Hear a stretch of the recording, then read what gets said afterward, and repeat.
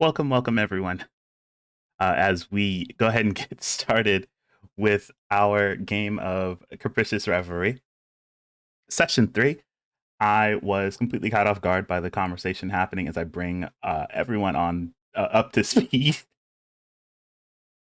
One wants you to share with everyone, and the other one is a cult. All right, I had to bring them in, and the first thing they hear is everyone is a cult, so I'm glad that's where we start. Welcome to D&D. It's about right. Dungeons and Diplomats. Caverns and cultists. That's C and C. We're changing it. Man. No? Okay. I mean, I'm down. Now Anthem's like, I gotta warn them from now on when I'm coming back in. That's actually what I have to do. I was trying to prejudge, and I realized that I was deafened, so we just came in wherever we were coming in. Anthem, do you want uwu again? Because this is how you get uwu. Coming in raw and hard.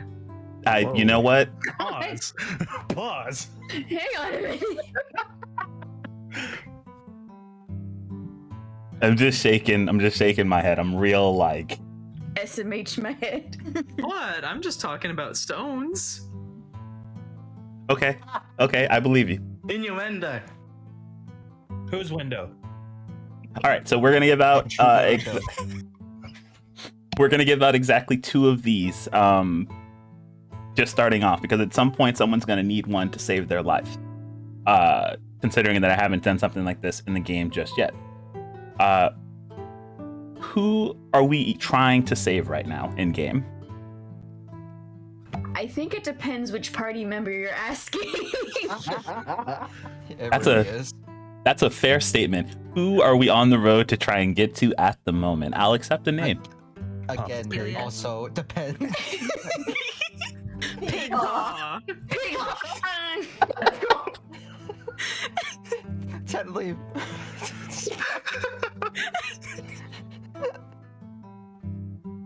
Oh, fuck. Okay. I think I heard the right answer from From 3 of us, pig paw. I think I heard the right answer from Zaylee, so we're gonna go ahead and give you an inspiration for that. Can she get two inspiration? And then since everyone loves Pigpaw, I need. Can someone tell me the name of the person who submitted the quest for Pigpaw? All I remember is I was a small child with bad grammar. There was no name. It was just the handwriting of a child who had submitted the report. We were on our way to meet the child, weren't we? Yes, they were a part of a caravan of merchants. They have a name? Yes, I have it written in my notes. Yeah, they got their name from like when we were asking around. Fuck. Damn it. I don't want to take the other inspiration from y'all. Come on. Take it. Fine. Then I'll make you the worst person. Then I'll give you the inspiration, and you can choose who to give it to. No. No, why? Okay, everybody, roll a d20. Oh damn. Okay, rolling d20. New DM, second DM. My campaign now. Hello. Oh, No. Okay. That says 16. Fuck you. I got a 17. Yay. That's a 7. And it's a 1. It's a big considered on somewhere. Yeah. Just imagine it. My number said 16 and it said 1. I don't want to hear it. Preside. No, because I already said it like 3 times. You said it like 3 times? That's enough for a reason to give him the inspiration. Y'all just fight over it. I don't like the position I've been put in. You have a 1 and a 7. All Which right, one's better? All right, I'm taking back the power then. You got a 9. All right. I gotta give it to Yevon. All right, Thank Yevon, you. go ahead and take that inspiration, And we're gonna go ahead and we'll continue on a bit from this as I go ahead and set the scene for you. Is anybody actually going to say his name? Nope. Look, we're breaking the oath if we do say his name. Okay. Just like Pigpaw, his name is a mystery. It's not, We though. asked for it. I It's asked right for here it. in my notes. I asked for the name and the description of the child. So I can't lost in remember it, ancient- but I did ask for it and I did get it. It's lost in the ancient language. You say you invoke the Pigpaw's wrath. boss music is here. I see all So- y'all in my notes, Doc. So, the scene opens up on a dark wooded area. You all have decided to leave Gray at a encampment a few miles away as you continued your trek. A small band of travelers saying that they nearly escaped the grasp of some would-be bandits along the upper road. You all deciding to get the jump on them, make your way silently through the woods. Of course, not knowing who you're walking up on, you're hoping at the very least in the sense of traveling as dimly lit as you all have been, hoping to glimpse any sign of light so that you can have the upper hand. If everyone could give me a stealth check. Uh-oh. This is where my bard actually works. Beautiful.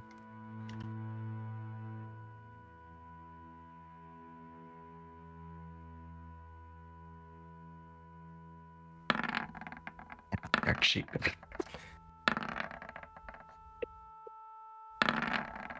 Wow. Okay. Whoa. I get advantage. That's why I rolled 2. 24, 22, and okay. Wait. Okay. Sorry, I just had to check if I was rolling with disadvantage or not. And I am. Wearing armor like an. What's a good word for this? The way you only did mildly better than me. The whole plus 11 though. You've done this your whole life. And I All rolled right. a 2. So, it's... Give me 2 seconds. I don't think. That's fine. You're perfectly fine, my dude. 2. Oh wow, damn. We win the game. If your DM is late by 15 minutes, you're legally obligated to leave. Oh, that says like adventure league rules.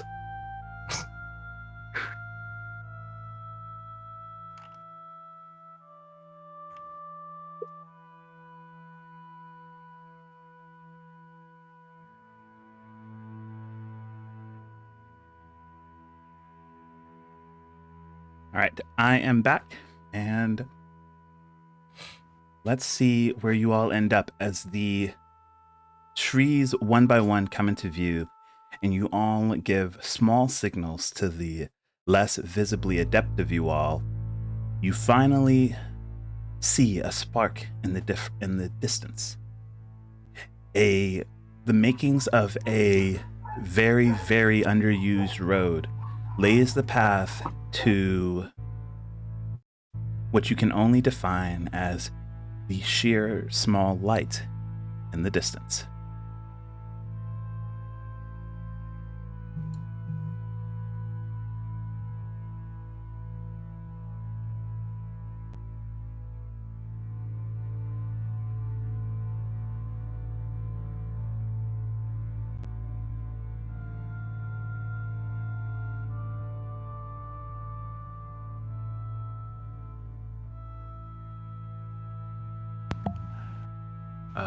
You quiet your footsteps as the thicket underneath your feet seems to clear out. A small bit of shrubbery and your own ability to mask your presence is all that shields you from at the very least, the two individuals that you can see out front of what seems to be some kind of ruined estate.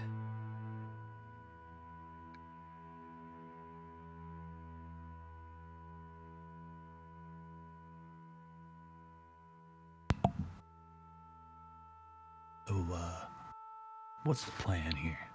Obsidian, Can we obsidian, obsidian. Can you put the lights on? I can't see. Can we see our friends? Because I can't see any of my friends. Yeah, I can't see my friends either.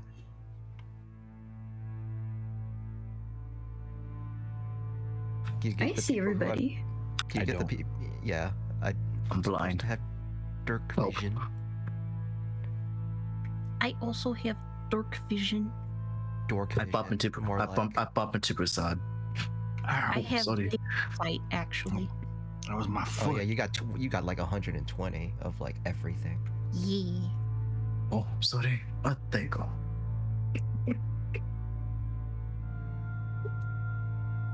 Oh, where's Foggy?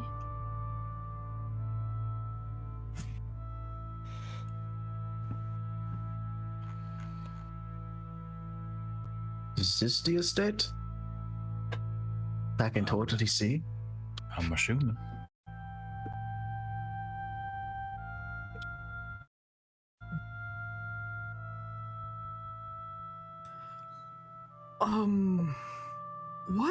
What is the plan, actually?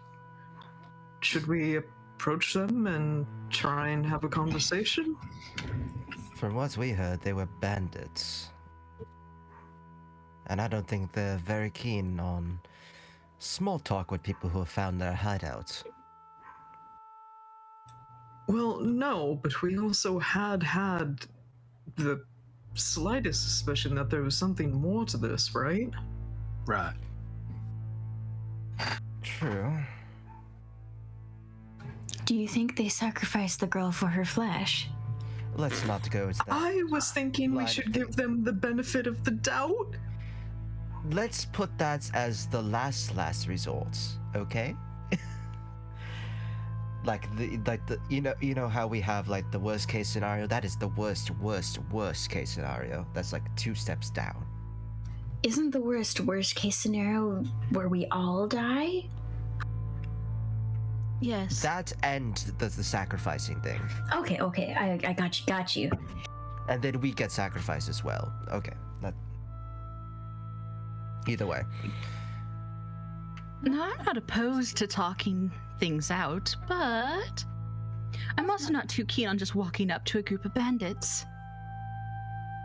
The moment arrows and knives and blood starts falling, negotiations are off.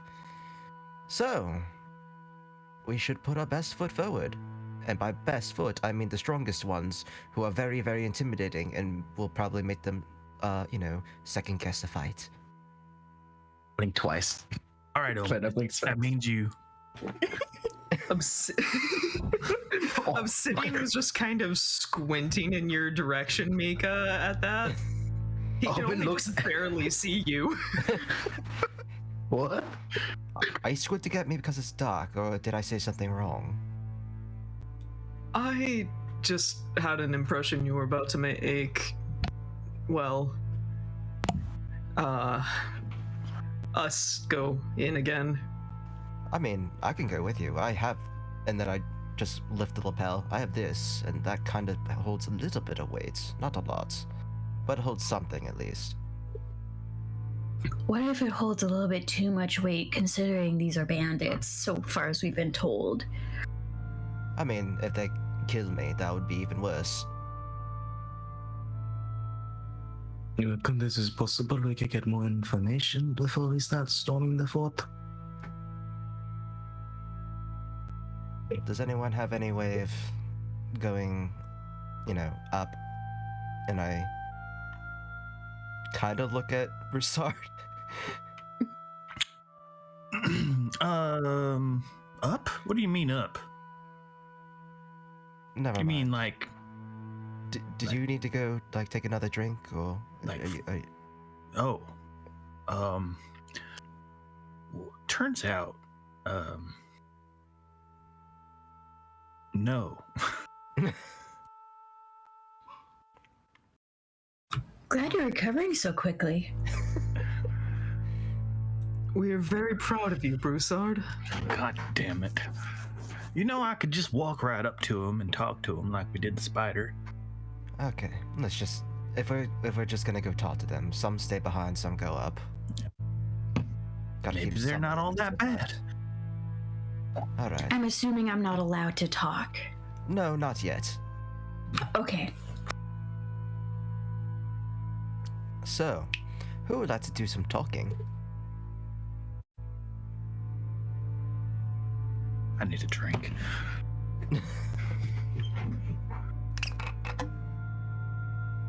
Was a fucking whiskey bottle. That was me opening my water bottle, but I thought of fitting. In quotation marks. So as you all are in the midst of trying to figure out what you should be doing, you do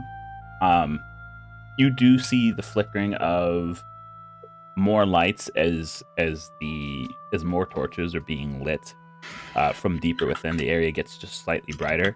The heavy fog underneath the area is definitely dense, though it doesn't obscure you too badly, as the light kind of gives a focal point for you to hit for each individual space. Though, as you can see, there seem to be more people, at least more than what you are expecting, and at the very least, from as you all kind of look upon them, while they don't seem the overtly perceptive type, at least the three individuals that you all have within your perception right now, they are well armed for what you would expect.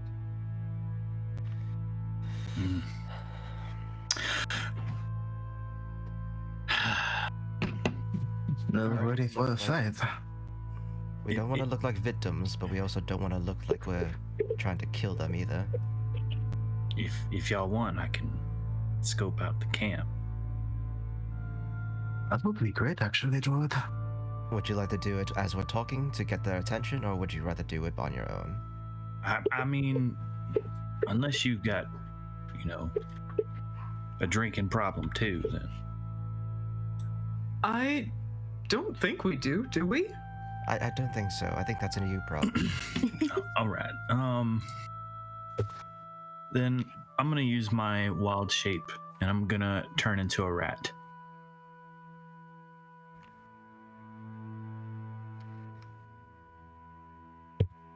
Okay, you go ahead and use your wild shape, and you turn into a rat.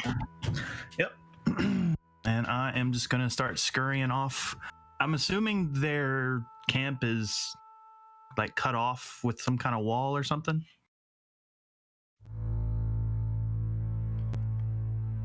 There seems to be something open here.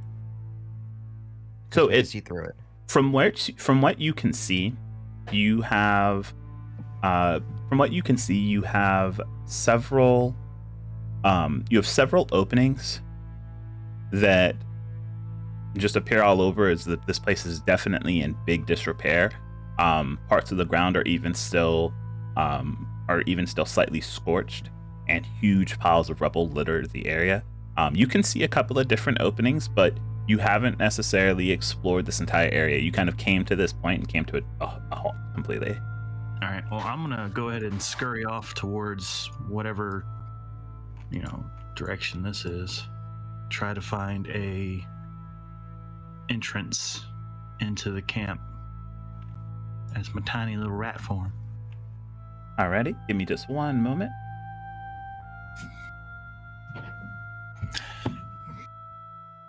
So, observing, we are trying to rid this place and incapacitate or kill the bandits. Let's not do either of those just yet, because the moment we start knocking people out and causing violence, the less chance we have to talk. And That's better we than do nothing. believe that these people are indeed the remnants of the Glimdocker family, correct? That's a pretty good assumption. So what should we say to them? Wow, we're all killing I the mean- guy, huh? I mean, if you're just truthful and honest, we can just ask if we can't allow to investigate the area, no? That's not exactly going to happen. These things, What do you think? negotiations aren't that easy. We could ask them if they happen to see a woman come through the area recently. See how willing they are to talk about that.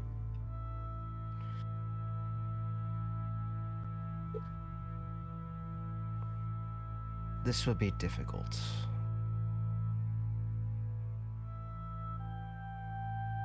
Should we be honest? That we came from the father, but we believe that there has been something else up, and that we're on their side. At least, say we're on their side. I was going to say it seems a lot less complicated if we There you are. just be forthright with them. Hey, I- rat.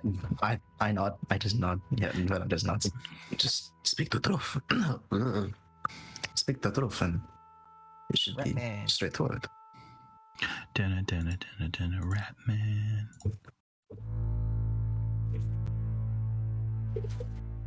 Don't honestly, they have nothing against us, and we don't need to get much from them. We just need to tell the truth and see if they'll let us through. Should we go in small numbers or large numbers? Probably, small? Would you like me and Zaylee to go? We seem to be the ones who... Well, if they do feel like a bit violent, I can come and just put on a scary face. You can. I like that idea. Alright then. Is Broussard back? Or, the rat? No, Rat is on adventure, it seems. Rat is on It's his... been seen in 20 years. Alright. So, then, you stay behind us. Zaylee and I will do the talking. Everyone else stays on standby, and if blood starts spilling, blood starts spilling. But, for the most part, we want to do this civilly. Let's hope that's not the case, but okay. If anything happens, we'll come running in, right? Mm-hmm. I should hope so. I very much do hope so. I mean, I was hoping so as well, just making sure we're all on the same page. If anything happens, we take their flesh. I understand. No. No flesh taking. Oh, no flesh taking? Okay. No flesh taking, please. But I kind of visibly sad. Oh, okay. Obsidian looks low-key concerned, realizing that he's gonna be sitting behind with you, Omen, but he seems to be choosing not to say anything. You know, like in those animes, like the big like scary dad is trying to put on the most gentlest face you can see, but that's just the scary demon mask. that's what I'm imagining. Okay, continue.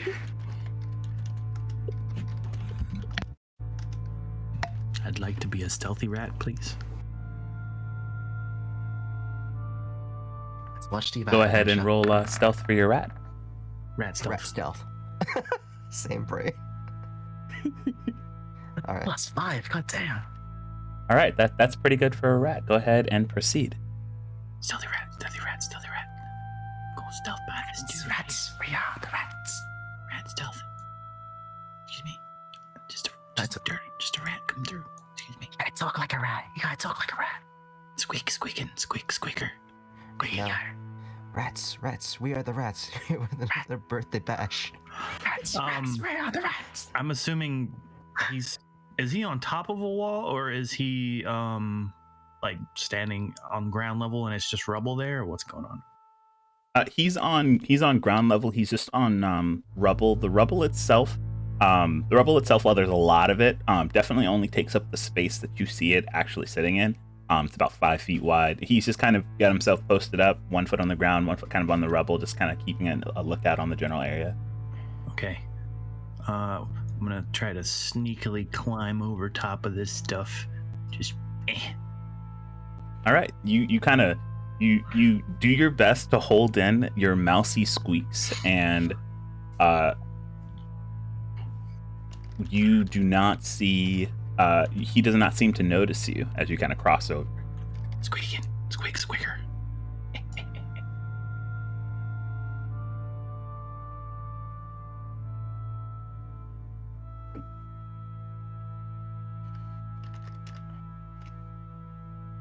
So, should we wait for Broussard or? Should You we know, start I the don't think that was made shift? very clear, was it? No, it wasn't. I don't think it was. I think the hustle take a nap, then we just go off.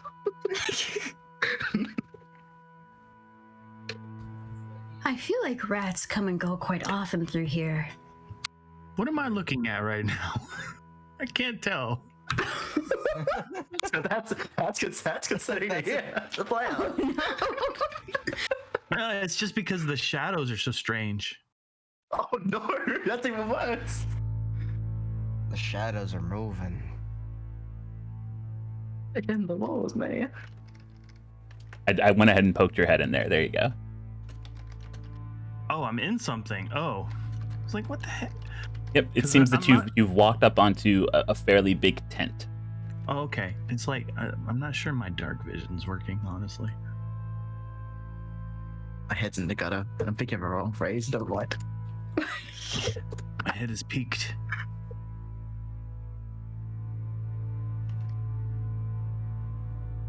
Lemmy winks, Lemmy winks. What was that? I'm sorry. Nothing. Sing his rap theme song. I can't move. I'm sorry. Stuck I in. peeked you in, and I accidentally stuck you in the wall. Oh. There you go. Sure, There you go. got stuck at the bottom of the tent. Oh, no. Hang on, it's the speedrunning glitch clipping through the wall. T pose, A poses in the wall. What the hell? Come What? on, Anna, describe it to us. I don't see anything but darkness. You know why you can't see? Because I haven't given you the ability to see. I'm sorry. How you made it this far, I'm not sure. By You made it this Let's play this far, I'm out. Sure. sheer force of will, I guess. Rats are Like a tree. tenacious. Like a true speed run. I have 30 feet dark vision as a rat. Damn dirty rat. So while we're here, we should talk about how we should solve the alcoholic problem between our friend. Jesus Christ. That's a later problem. I think it's a survival issue right now. That's Honestly, between him and God. You know, it'd be wonderful to get him talking a little next time he drinks. You can learn so much about a person. Omen just starts shaking Zeely's hand. Like, what kind of information would you like to get out of him? Like anything spicy? Oh, Or just tell- anything in particular. Anything he might want to, you know, reveal about his past or his future goals or aspirations or, you know, job. Yeah, he's been a little, you know, tight-lipped. I All know right. this Can you is a see now? job in local area, but still, yeah. Mental note, don't fuck up whispers. Can you see now, Broussard? No. It is still dark. It's just a darkened blob. Oh my god, it's a slime. Oh, Oh shit, am I in a slime? Damn it. gelatinous cube. Let's get out of here. Alright. Oh my god, they turned the noble woman into a slime. Sounds like an upgrade to me. That's my favorite anime.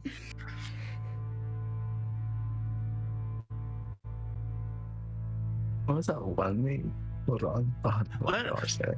Let me just do this since it seems like I'm having an issue seeing anything. Can I roll a perception check to see Absolutely. what I see? What if we just put his actual token in there?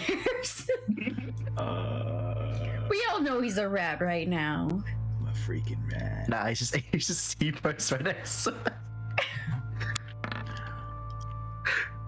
I got 15. Rat perception. Rapception. Rats. Rat perception with your little rat eyes, thinking with your little rat brain, and getting things with your little rat hands. Grab your rat hands. Ratters.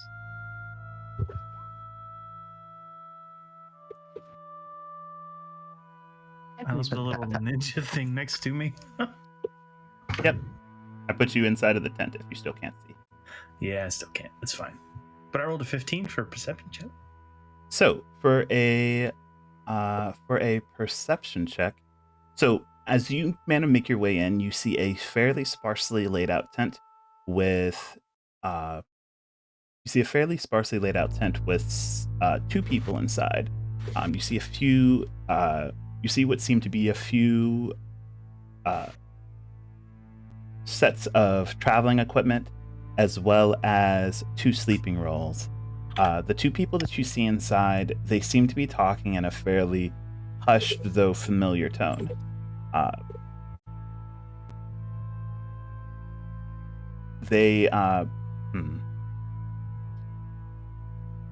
Well, the two people that are talking, one of them is a fairly he seems to be kind of run down, but you see what seems to be a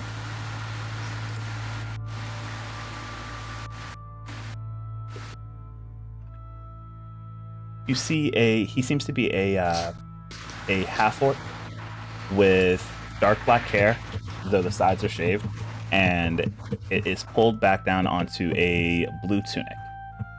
The woman next to him is fairly short, though they seem to have very small, very petite figure, or a very small, very petite features that adorn their face. Their hair is done up into a fairly neat bun with tassels of what seems to be either gems or jewels kind of draped off their clothing. Though the speech between the two doesn't seem to match the placement of where their status seems to be, as you hear the woman go, "And why are we staying here? At any moment, we could be besieged upon and we should be leaving, if not to get more ground, then at least to put more distance between us and them." And the man responds, "I understand, but there are wounded here who cannot afford to move as quickly as we would want. I at least want to give them one night of peace before we abandon this place." And she looks aghast as she goes, "Abandon?" And with that, you do hear what seems to be a few more footsteps kind of making their way around the tent.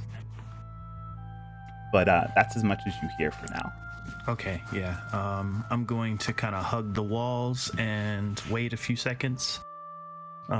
If anybody comes in, I'll leave out after they come in. If they don't, then I'll just kind of sneak out.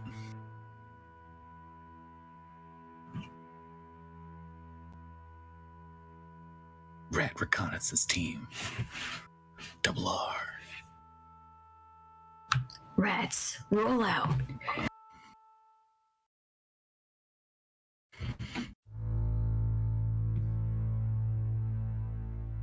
I cast Polymorph to change Sharpie into a rat.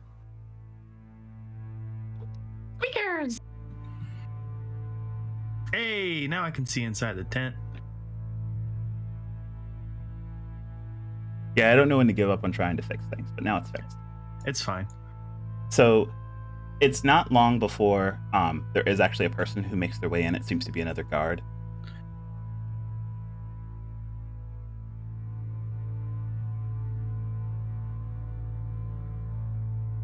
And they make their way in. They make their way in as to give a simple report. They come in and they kind of stand in between the two. Okay.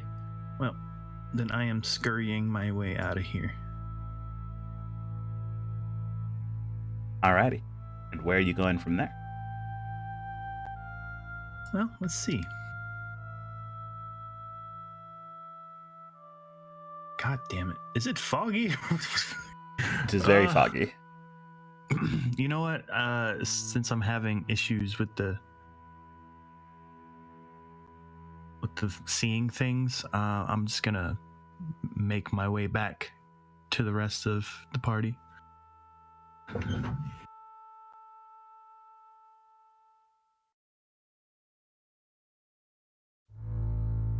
Alrighty. So you start to make your way back to the rest of the party, and you do see, as you kind of make your way back just the way you came, you do see that the area is laid out with what seem to be several tents, several little what seem to be caches of material, just fairly set up, almost as if it were just hastily gathered. Cool.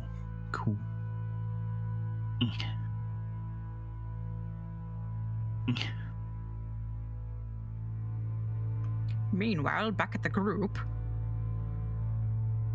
Discussing animal facts. No. No. Wait. Couldn't he just turn into a small animal like a rat and get drunk that way? Probably get drunk faster. And much easier and much cheaper, right? That too.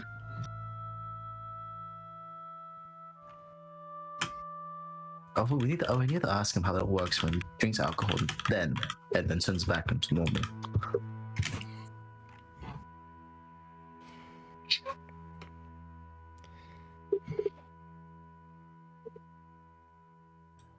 So while Broussard investigated, were you three going to head forward? Is that something we wanted to play out? Or were we waiting for Broussard to come back? It wasn't discussed, so I think Ah, Broussard! We waited. I guess we just waited. Yeah. Yeah, we waited. All right. In Fair case enough. the fighting started then and there, it would have been even worse. In my little rat form, I would have scurried up to Vern and climbed up his leg. Yeah. Try not to touch. To avoid. You could. Sitting on Do his you want to- shoulder. So, what did you get? What did you find? You're speaking to a rat? I can talk to animals. Can you? Well, I don't understand you, but yes. That would make this a little more funny. Yeah. I'm gonna like jump off his shoulder, and when I do, I'm gonna change forms back. Yee. What if he just started grabbing his hair like Ratatouille? Gonna ride him Charge around. into battle. Oh my god. Go, steed. That's right. All right, y'all. I'm back. Welcome you like? back. One, it's kind of dark in camp, a little bit foggy. It's quite foggy here. I think Yep. that is. Yep. Two, the place looks kind of hastily put together, Mm-hmm. a little trashy. Mm-hmm. And three, I overheard a conversation between this big orc fella and this girl who was wearing all kinds of jewels. It seems like they're on the run, and the camp might have some wounded people. Okay. We can play to their pities then. I don't think they'll start a fight if they don't if they can't. Yeah, We can offer to help them as well. that's true. We do have healers. All right. You want to go Cockface together? I think the less people to show up first, the better. Instead of coming up with the whole thing, they'll call for like a siege or something. If they see a whole group approaching. Alright. Then follow whoever goes first. Zaylee? Vern? Of course.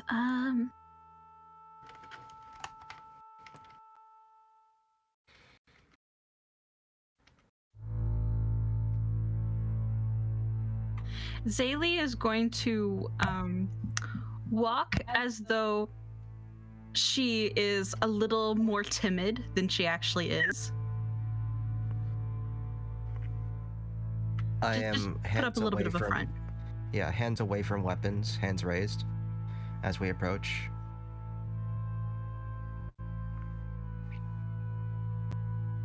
Demon mask smile.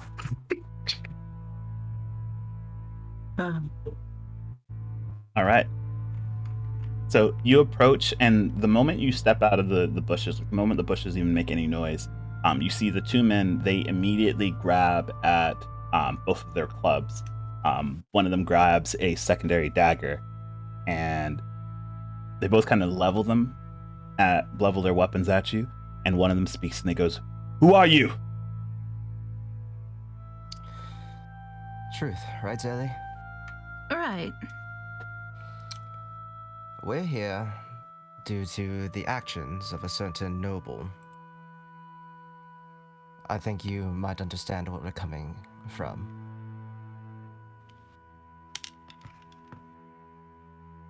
With that being said, we would much rather talk than take arms.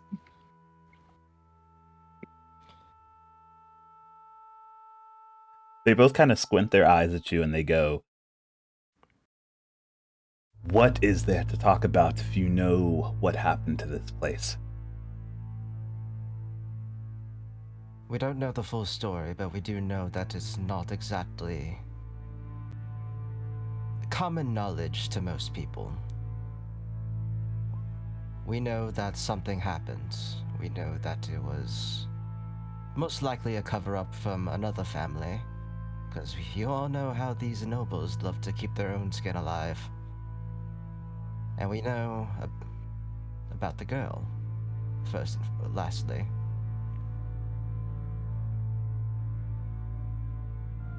Give me a persuasion check. You've brought up a lot of details that nobody else would have even bothered to listen to. Roll 1d20. Oh, wait, hold on, that's all caps. I'm not sure if it'll work in all caps.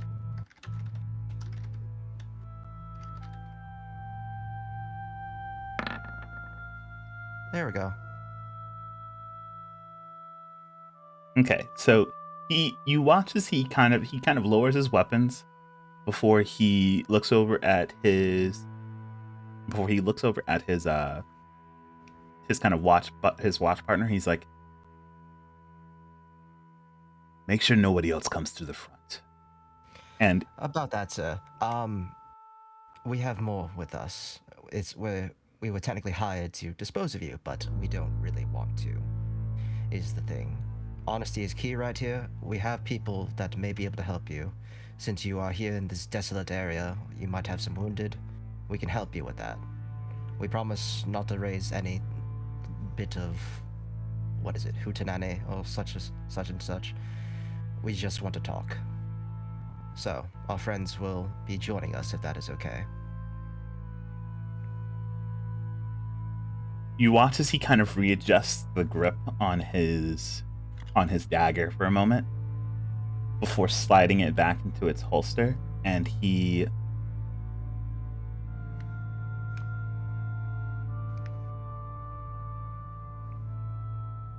Oh. Light disappeared. In the darkness, he gets swallowed. Swallowed by the dark. Oh no. I can't believe we just got the dark event in Back for Blood. Sorry, he turns off the lantern, and he puts away his dagger, and he grabs the torch out of its place, and he goes, "Tell all of your friends to come out of their hiding place, and I mean all of them." He looks over at his watch partner again. He goes, "Grab another one to watch the front. You patrol the area. Make sure there's no one else hiding in the woods." And he waits for you all to he waits for you to go and fetch your friends. I'll do that. Give me one moment. I'll stay right here. And just keep just not reaching for any weapons or anything, but just nice and still. Zaylee just peeks back into the bushes. Oh, They would Howdy. like all of us to go inside. that's wonderful. All right. Might as well get us all in one spot. It will make things easier, won't it? For them.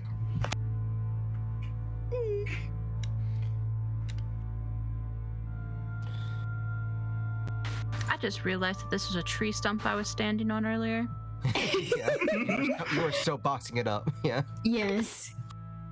I wasn't even doing the talking, I was just standing there looking pretty. Yeah.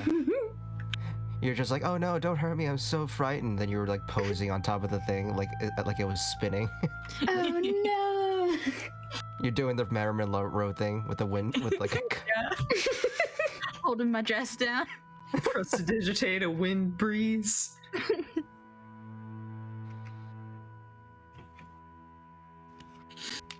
He makes his way through, and you watch as as you kind of pass through, you see that the camp is definitely in as much disarray as the front, or at least the outer wall, would have you all believe. You hear the sounds of what seems to be several people, though it is fairly late at night, so not a lot of people are, at the very least, what you can assume, awake. Though you can see what seems to be a very prominent armed presence as people keep watch on all four walls.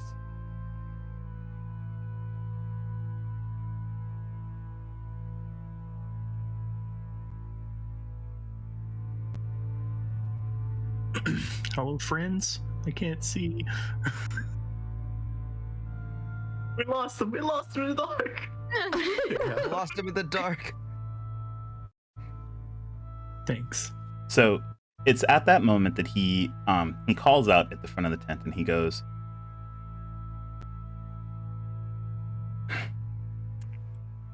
kind of lowers his head for a moment, and he calls out and he says, "Lord Glimdaka, we have people who have come and say that they are not here to fight. They seem to have information more so than what even the King's men would hear. They wish to speak with you."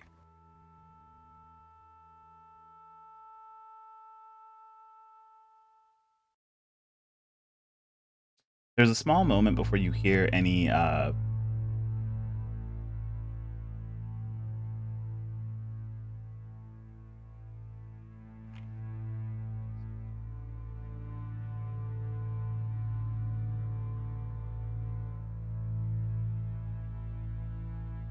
You cut out. give me 1 second. Something isn't responding. Okay. Oh no. This doesn't look as. You know what Think that of- means. Mumblings amongst the party members. Yay! Ah! Episode 3. The darker room. It's like a short show section. Omen like looks back at Broussard and is like kind of whisper yelling, "So she's alive?" Yes. I think we expected that. Absolutely. Yeah. I lost a bet with myself. It's fine. How much do you owe yourself? No free snack next time I go out. Ah, that's brutal. I know. Back in shock and horror, like, my snacks. Free snack, the implication that you were just gonna take one. Maybe. All right. Wait, did I hear So- that? Oh, did you wait to Actually, yeah. I honestly just kind of want to go quiet sometimes. I loved that moment in particular, just that. I managed to find some cheese amongst my rations. Here you go. Oh, yes. Squeak noises. It's still like a little rat fiscus on his face in his human form. Tiefling form. Oh So- my god. You hear a voice from inside, and it goes, "Let them in, but have the men redouble their vigilance." And he gives a stern nod before reaching out with his club and kind of parting the way of the tent for you all to step inside. And I'm just gonna get you all moved in. Heck yeah.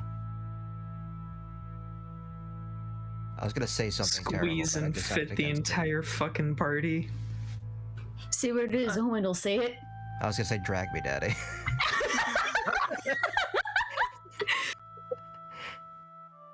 This is a bit of a tight squeeze for me. I'm touching the ceiling. You know, Oh, see, sorry, there are sorry. moments where I'm happy that there is no camera on my face, just so I can keep some moniker of composure. I need an adult. We are adults. No.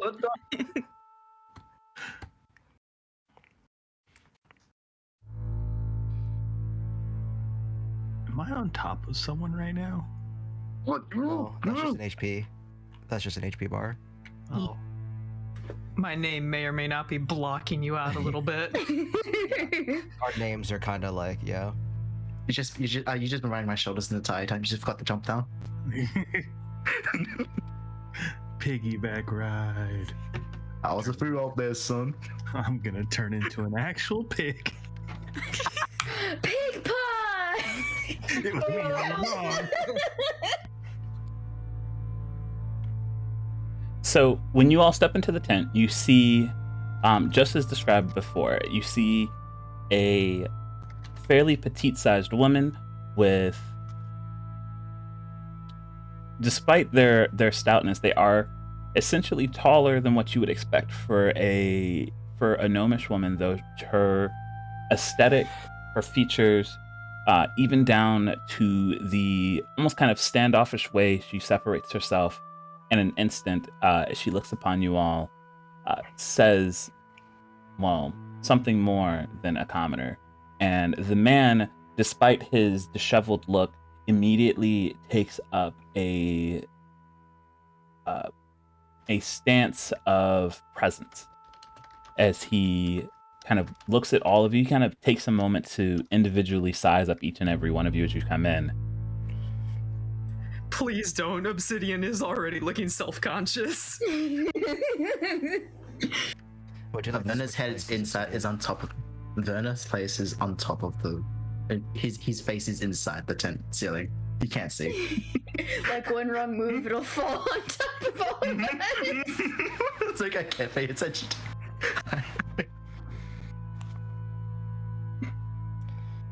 So, my men say that you've asked to speak with me. What do you have to say to the last son of this house? that someone dragged you down, and of something that you may or may not have been guilty of, and they were more so. To be completely honest with you, sir,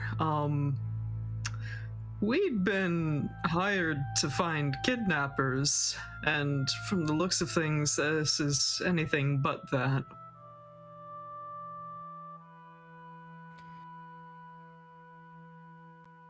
The wording on the contract that we have currently is that we are to find the daughter, return her home, and we will be paid extra for every head of the kidnappers we brought back. See, dead men cannot speak, and they cannot tell secrets. So they wanted something gone. That being something that you know, and that most of the world does not.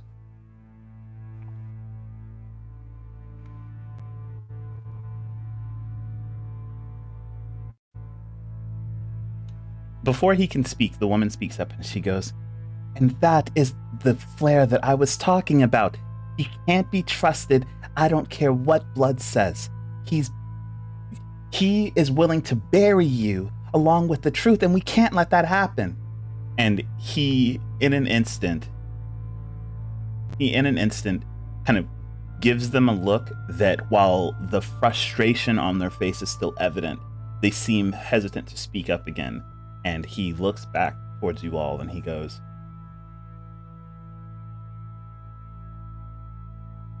I am not as in the know as my father would have been to everything that is going on, but it is as much as you say as I suspect to the downfall of my home, at least if the last days of my father and the last events of those that month ago are any evidence to this. But the real question is, what are you all here to do then?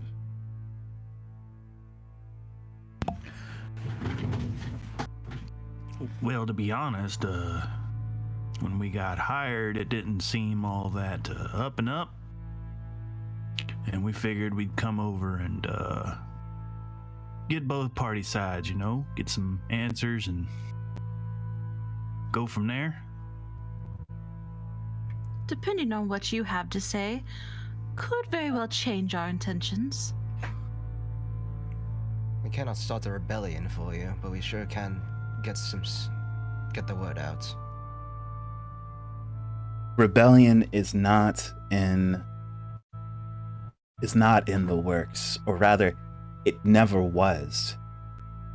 I don't have any great ambition, neither did my father, to leave this country, or to lead this country. It was simply to make it a safer place, and I believe someone fabricated the whole thing.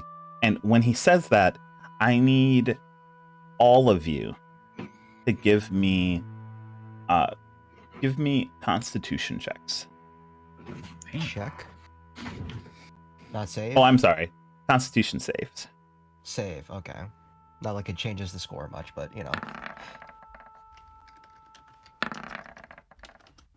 Oh boy. Oh no. How the oh, sorry. My bad. A 0. What? My favorite. I forgot. Oh, I see My what you favorite did. die. Yeah, my bad. There we go. There's a 1 in front of that 0.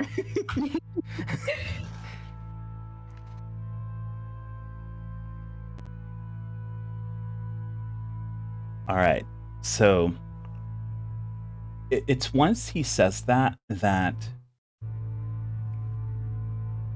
Zaylee, you find it incredibly hard to keep your focus and keep your composure as your vision kind of blurs, and while you don't necessarily collapse completely, you find yourself feeling weak, and you are nauseous until I say. Okay.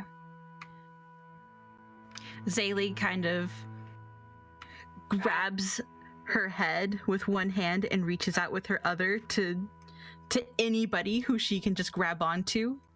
I'll grab onto. And she just kind of like leans into you, all the while almost like curling in on herself in pain.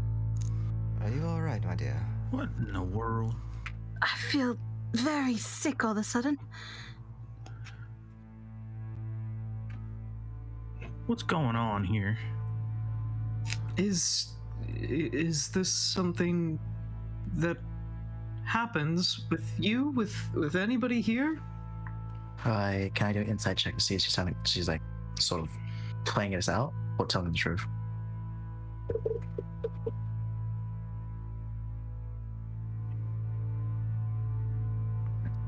I'm gonna be eyeing Lord Glimdaka.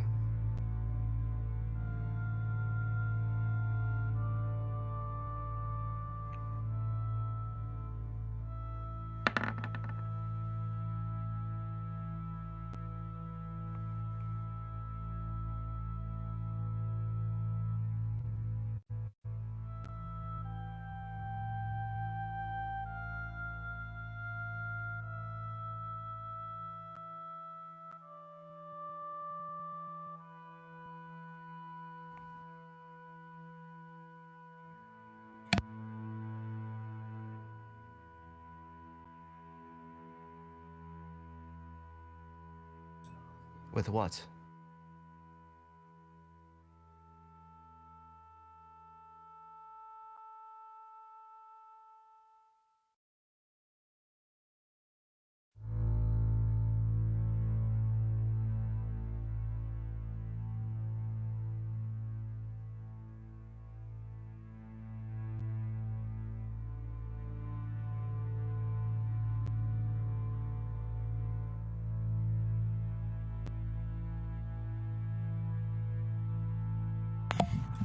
Can I validate his claims by making any sort of a medicine check on Zaylee or the gnomish woman?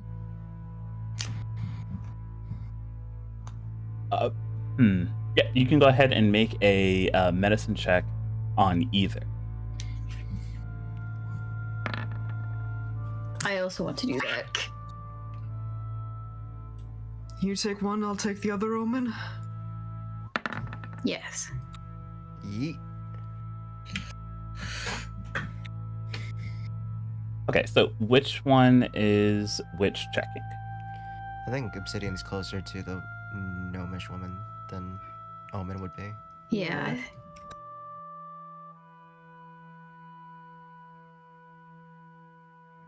Okay, so with that, you said Obsidian was going to be checking the gnomish woman? Yes, and Omen will be checking Zaylee. Okay, so Omen, when you go to address Zaylee, you can almost immediately tell when you make contact with them, they've gone from being what was fairly average to being almost cold to the touch.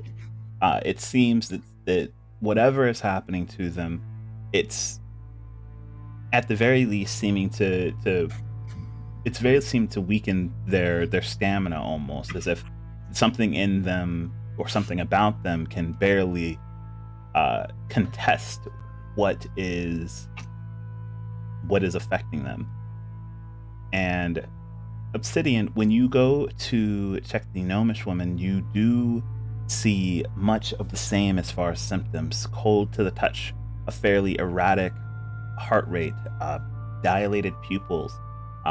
They seem to almost lurch every so often, as if trying to hold themselves back from basically getting sick. All right, Zaylee, I need you to just stay still for a second. And I'm going to cast Lesser Restoration on Zaylee. Okay. You go and cast Lesser Restoration, and Zaylee, your symptoms, while slowly alleviating, they do lessen to a degree where you at least don't feel sick anymore. Though the sheer exhaustion of having that type of sickness kind of wash over you is still there, just slightly. Can I have clarification on what sort of penalties this is applying? Well, no penalties now. You would have had penalties for being nauseous, but he's gone ahead and taken care of that for you. Okay, I wasn't sure what you meant by. Okay. Just the general tiredness that comes with being sick. Okay, you said exhausted, and I got scared. I forgot that word. That word kind of passes on people. Exhaustion's a thing. Very terrible debuff. Sir, Werner would have been staring fucking bloodlust kill daggers at the noble this entire time when that occurred. sir, Hands on X. I would want to say, if you are in any sort of interest of protecting your people, then this isn't the way to go about it. If anything, you might just be weakening them and making yourself vulnerable should anything come to attack. Well, it's not like we've gone ahead and done this every night since we knew the side effects of it. We just thought of it as a way to come back and try and reclaim some of the things that were here before moving out again. And I personally came here to wait until... And he kind of motions over towards the woman next to him, and he goes, well, until Celia here showed up. And I wouldn't be free of this area until she was here, but now my people are too injured from the skirmish that they've had before, or at least some of them are, to move, so I am at least giving them another night. Would we have permission then, in the interest of helping you and yours, to visit those that are injured and give them aid? Well, I certainly wouldn't mind. And it's just as he starts that off that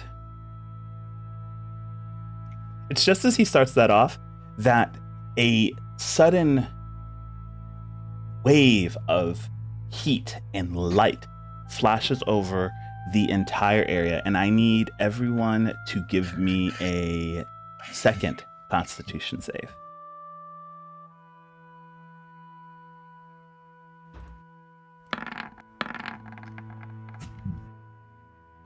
Oh boy. Go, Mika, go. I deserve it after that freaking 1 and 2. There goes Mika and their good rolls. Listen, I have literally top and bottom rolls. I am the most switch of everyone. Cause you're hot and you're cold. Your dice say yes, no. Okay, so what did everyone get? 22. 15. 15. 12. 9. All right, everyone except Mika. This deafening sound kind of cracks, and this wave of heat makes everyone almost recoil to cover their face, as if fire itself is falling down on top of you. This blinding light takes away from every one of your senses, if only for a couple of seconds, as you cannot focus on anything. Mika, your senses have not completely left you, as you're able to shield your eyes in just a moment, almost sixth sense kind of forcing you to close your eyes and keep them closed until you get able to regain yourself. And with your senses not as clogged as everyone else, you immediately hear the sounds of combat everywhere as the entire area lights itself up ablaze. That heat suddenly not just being a single instance, but wafting in around you all. And give me just 1 second. Is this the combat? Is this the combat? Oh no. Oh no. Is this the combat? This would be the part where everyone's talking, but I think Mika's the only one that could right now. We're all just screaming and fucking barely. So you know the scene in like Saving Private Ryan where like the dude is shell shocked? That's all you guys. You just hear me see me yelling at you and shaking you all. Lieutenant That's you Dan, guys. something bit me. Oh, whoops. Oh, it's dark. It's all black. It's all black. Yeah, it I can't probably see. is. Oh, Let me try this one more time. Let me try this one more time. I know you just stole our vision for a minute with a flashbang anthem, but dang. I can't see. Oh my gosh, y'all. Potentially our first combat. Our first TPK. Our first Oh my real God. combat. TPK. Like outside of a dream. Wow. Wow. Wow. Wow. Oh wow. Oh, it's red. Oh, It's on fire. All right. And I'm going to say just to put us into position, Mika, I'm going to allow you to go ahead and do whatever you feel the need to, and then I will take initiative from everyone. So what are you doing? so everyone is like stunned, right? Yes. So I'm assuming I can't just like knock them out of that, or at least I can't just like. So you can tell by the way that they're all kind of reacting. Something seems to have almost overwhelmed their senses completely. Now you can simply shout if you need to try and get all of their attentions to focus. But there are several things you could do. That's up to you. Yeah. Okay, so I can only do like one thing. It depends on what you want to do. I might let you get a little bit done. The things are happening all over the map as we speak. All right, so, yeah, I'm gonna just basically just shout at everyone. It's like, get yourselves together, and then I'm going to just like push my way out just to see what the hell is going on outside. All right. I'll let you go ahead and move your movement then. Yeah, I can't get out this door. Oh, there we go. So 5, 10, 15, 20, 25, 30. Oh dear God. That's what you want to hear when you're inside and can't hear anything. Fear. Just get your shit together. Walks outside. Oh God. I look left, I look right, I go back. No. All right, that'll be your movement. And everyone, go ahead and roll your initiative. As I hold up. Well, before you roll it, I guess you can roll it. Doesn't matter. I'm gonna add you to the counter. Oh my god, a double-digit initiative. Yeah. I can't wait till I finally get alert. Fuck. I haven't. No, it's level 7. God damn.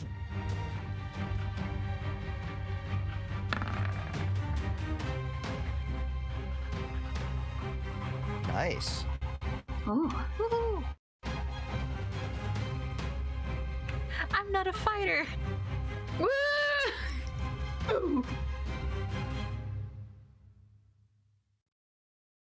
I'm Here's but my a poor, peach. helpless damsel.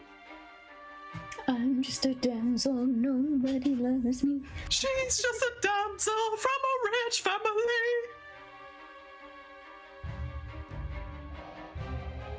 I do look rich, don't I? Do tell. Not the.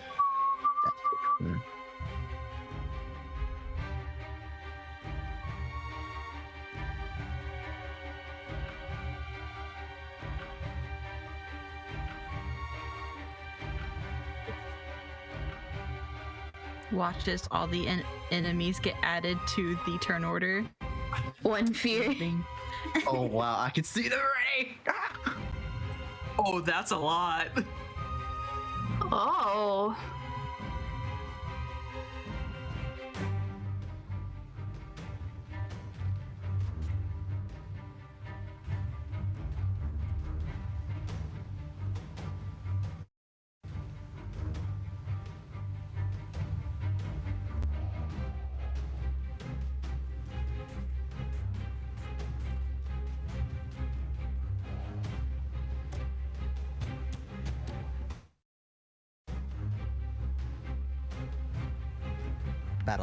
Battle toilet. Battle poop. Why do they call it a restroom? I'm fighting for my life in here.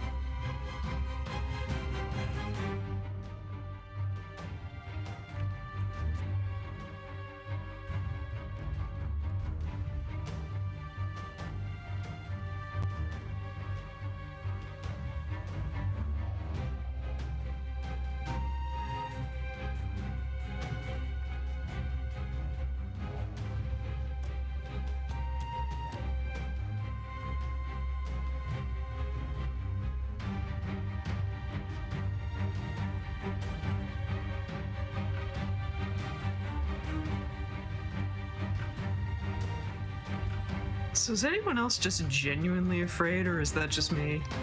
Oh, I am too. I'm gonna need a lot of assistance. I'm excited. We are I'm here excited. to help you. It's okay. I'm gonna cry. don't see what I see. I'm excited. I don't see anything. I'm excited. Have you scrolled down on the turn order to see mysterious shit? Yes, I am. Mika and Vern, don't forget also to type in your initiative. Oh, I could do that manually? Yeah. Yeah. Oh, I thought I had to wait. Okay. He's been waiting for us this entire time. Oh no. Oh, oopsie. I have not. I've actually been figuring out the initiatives. Wish there was a sort button in Roll20. Bing.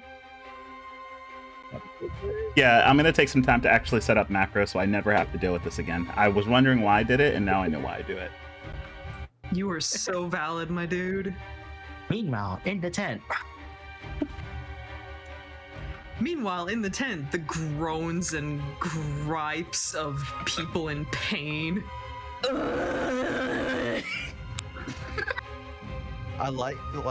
I accidentally forgot to turn the British off, as I normally tend to do when I talk in that accent for a while. So when I said, "Oh my god," it meant to be out of character, but I wanted to.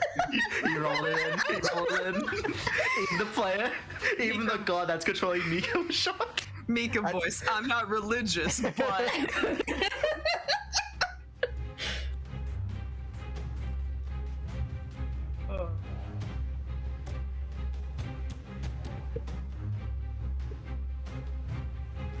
I guess during this sequence of time, the burning flashlight would have made my illusion disappear, and said my burns are now revealed. Oh. That's really meta when you say it like that. Is it a concentration thing?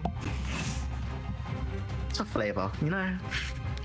Bones. If you can't, it literally took your everything to it took your everything away, basically all your senses. Yeah. So I guess it would kind of do that, I think. But you I can can also imagine. just as well say as your senses come back, it flickers back on or something. Because everyone can't see shit. I know. Just for the audience. Switch to the imaginary audience. Yes. What the fuck? For the eventual Actually- animated series. Alrighty. Clearly. Storyboarder, take note. Please.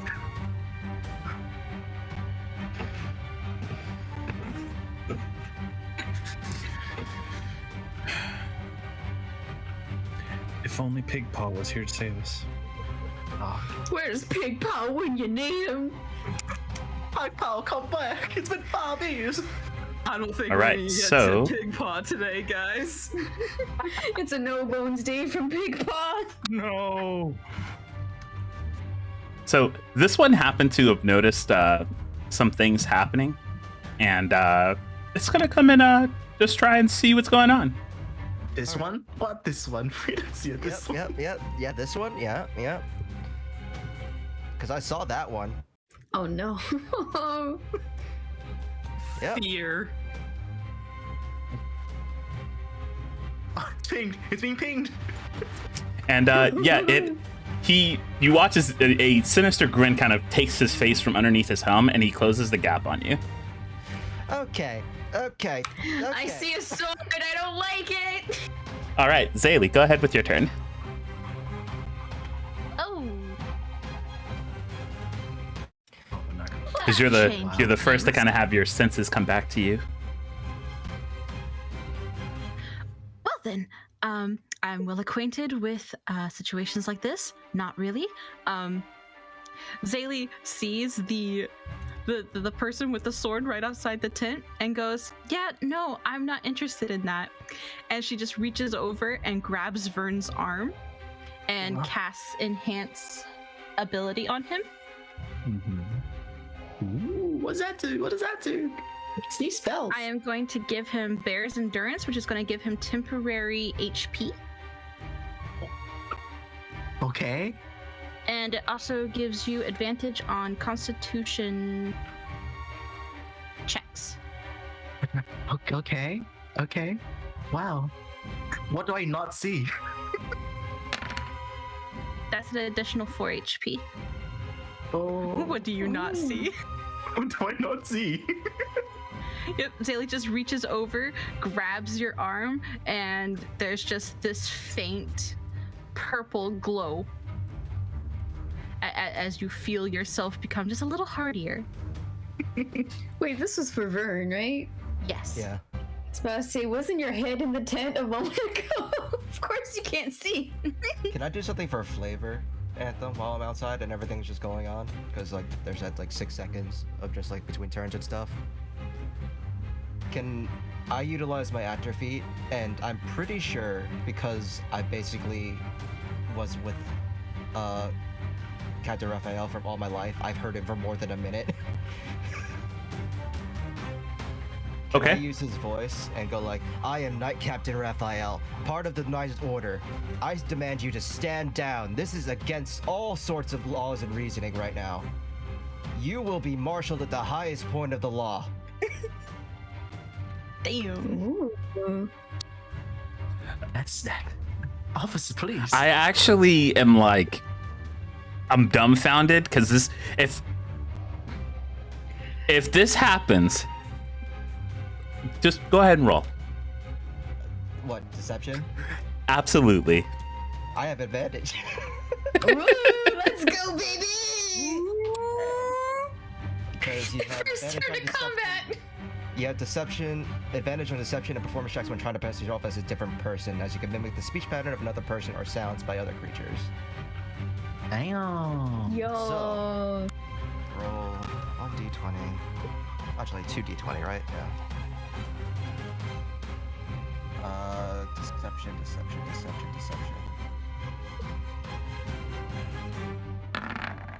Oh, that was almost an 18. You fucking killing me. That's 9 plus 8, that's 17. All right. All right. You watch. Well, you know what? You'll find out what happens next on his Yeah. turn. Yeah, okay.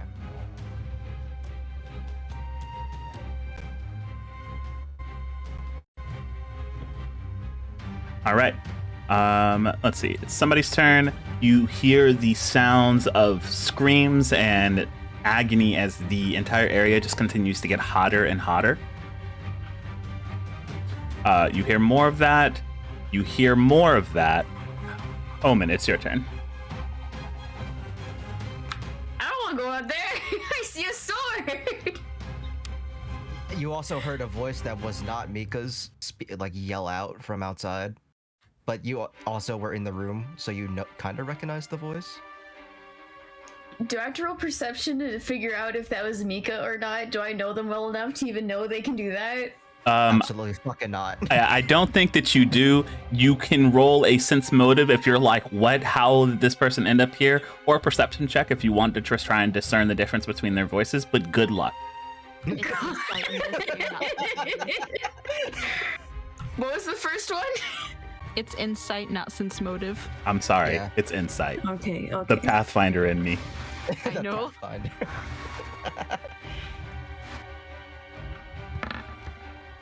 Oh. Oh. Yo, that's Mika out there. Okay, so you was that a perception or was that a That was sense motive. Okay, don't listen to me. It's not sense motive. It's insight. I'm teaching people wrong, and it's only session 3. It's called insight. Insight. I looked at it, that's where I took the stab from. I still said sense motive. It sounds cooler. It does sound cooler, actually. It does sound cool, actually. Okay, so your insight, you hear that voice, and you know in an instant that 2 things are fact here. 1, you know that the Knight Captain is not here, and 2, you know that you saw Mika go out and then immediately run back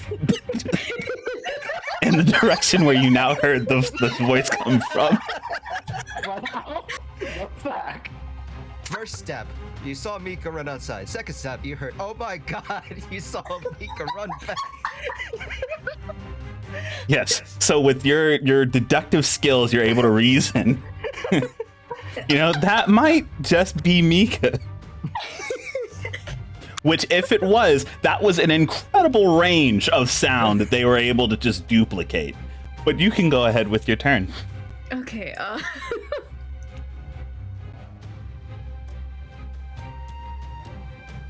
let me see.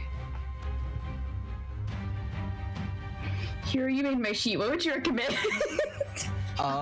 You're stuck inside. What would Omen do in the situation where just like you heard someone trying to talk things out, but you also saw a man with a sword coming at that person who was trying to talk things out? I have all your spells and stuff, so you can either support the party or you can go fucking ape shit and kill some shit, because I did both. Ape shit. I won't pop off. You Let's have plenty go! of spells that can do that. I gave you a fuck ton. Which ones would you recommend, though? I can only see one man outside of a tent. Prison. You can only do like one spell, and I don't want to like do your turn for you too. I kind of want you to do my turn for Oh me my- for the sake of Okay. speed. Okay. So, do you have your spell, or not your spell list, but your sheet pulled up, Shrimpy? I do. Okay, so go ahead and take a look at your spells, and you want to go ahead and just choose one, and I will let either Hero or myself talk you through what some of your options are. Well, here's one thing. Do you want to help by being helpful to your party, or do you want to help by go ape shit and kill? Well, I feel like we're killing, aren't we? You did hear Mika try to talk things out. Maybe I help. That's probably. You have a bunch of helping spells. Just pick one that you think would work, and then I'll tell you about it, or Anthem will.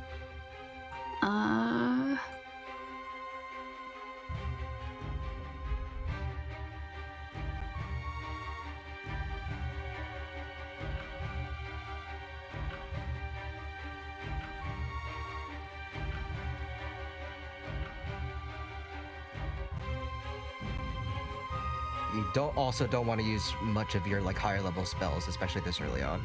Yeah, I was looking at cantrips, so I'm just like.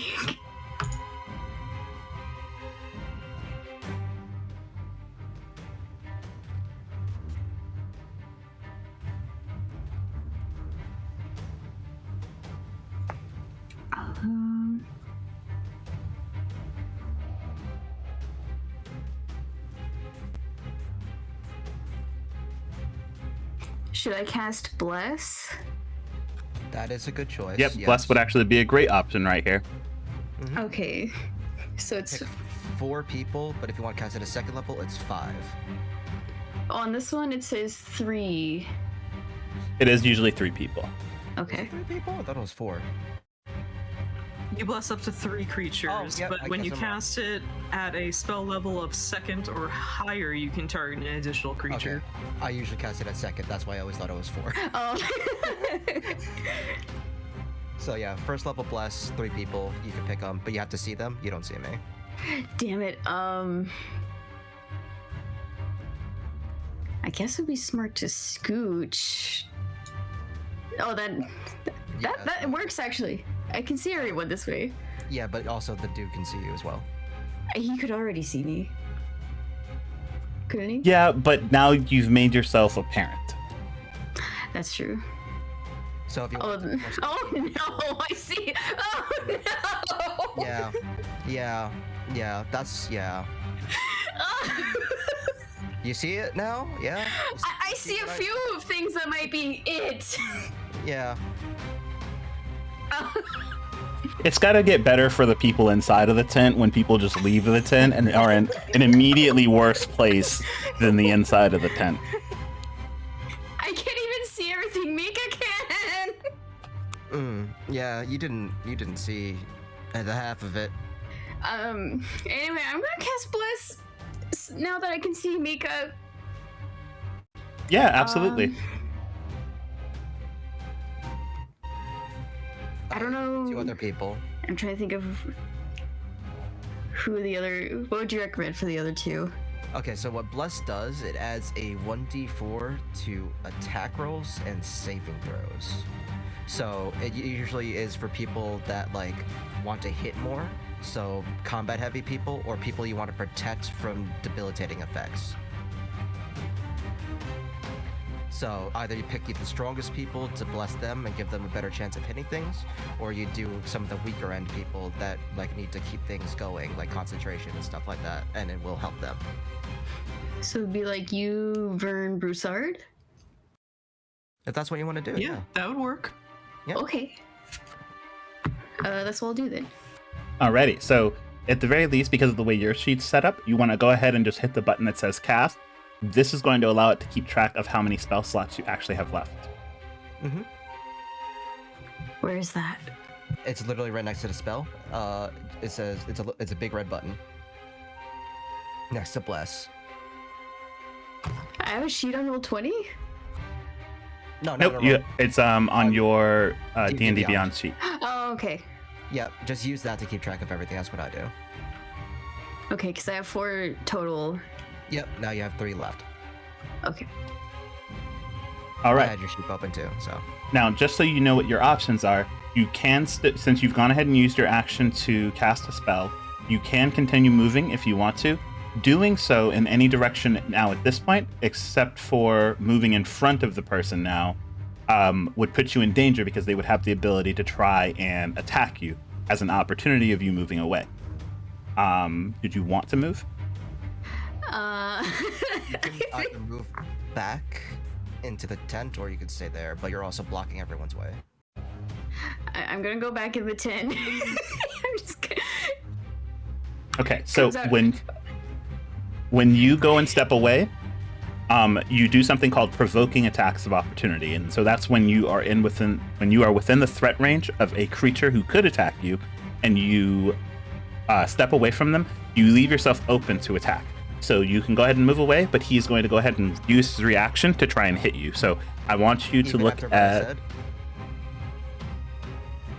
Are you talking about moving back away? No, the opportunity attack. Would he still like do that? Ooh, you know what? You can go ahead and see the reaction of your words now. He looks like he's taken aback.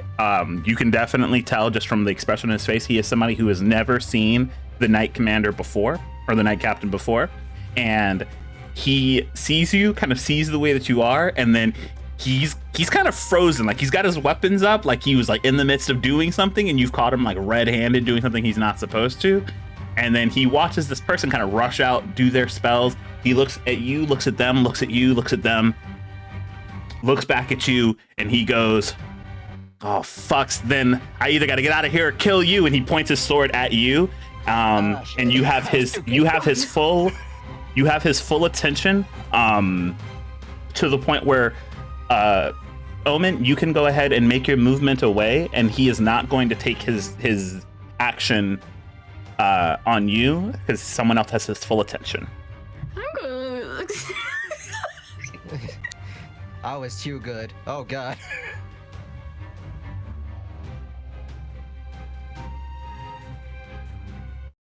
Okay, I think that's my whole turn then, right? Mm-hmm. So with that, let's see. Some people are gonna start continuing moving around. Screams of terror, yada yada. More screams of terror. This person, oh man.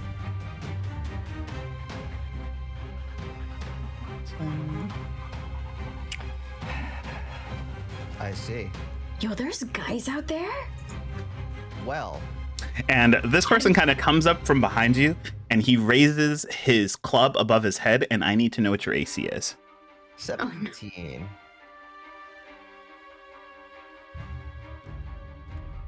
17. Yeah, 17.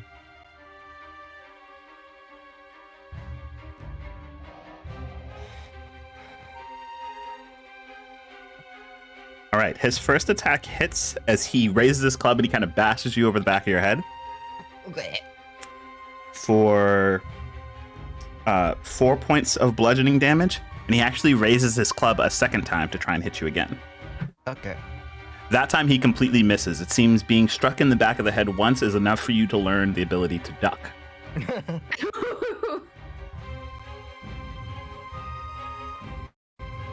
With that, Obsidian, it is your turn as that light kind of leaves your eyes and you realize that this whole atmosphere of this entire camp has suddenly become a battlefield.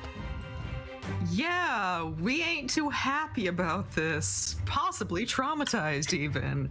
But you know what? Obsidian isn't going to try and leave the tent yet because with the position of his friends and everything else, he feels like it's going to be especially crowded. And instead, I am going to cast Aura of Vitality. Okay, let us know what Aura of Vitality does. Aura of Vitality, in particular, it is a spell in which a healing aura of a 30-foot radius comes out centered on me, and until the spell ends, it moves with me, centered on me, and I can use my bonus action to cause one creature in the aura, myself included if I chose to regain hit points accordingly. All right, and that... Oh, wait. And that was my action to cast, so with my bonus action, I would like to actually send that healing energy out towards Mika. All right, and that aura, you said it's a 30-foot radius? Yes. Alrighty, so that is a 30-foot orb I've just put around everyone, so if you're within that space, you can be affected, and you're sending that energy towards Mika. Mika, you heal for 6! Yay! Yay! Again. Alright, and with that, you said you're gonna try and stay inside of the tent for now? Yeah, Obsidian feels it's too risky to try and move. Alrighty.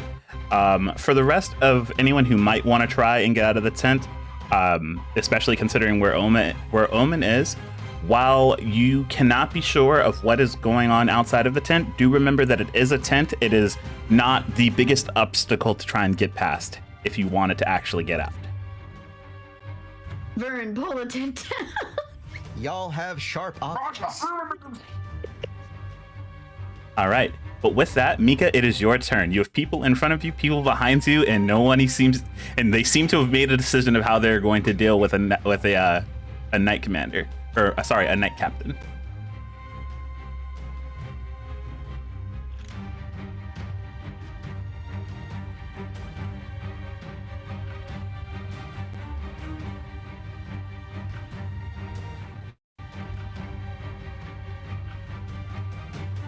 So, okay, that was beautiful. This is beautiful, by the way. Absolutely love it. Thank you so much, Anthem. Thank you.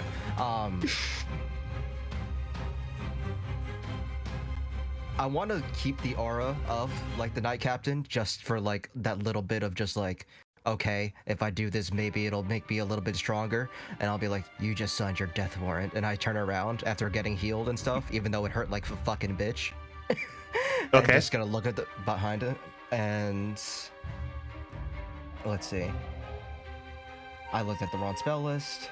It hurt like a bitch, but you felt warm immediately afterwards. Yeah. You can't tell if it's the feeling of healing or the feeling of blood on the back of your head. Yeah. Oh, God. Either way, I'm trying to keep that energy going.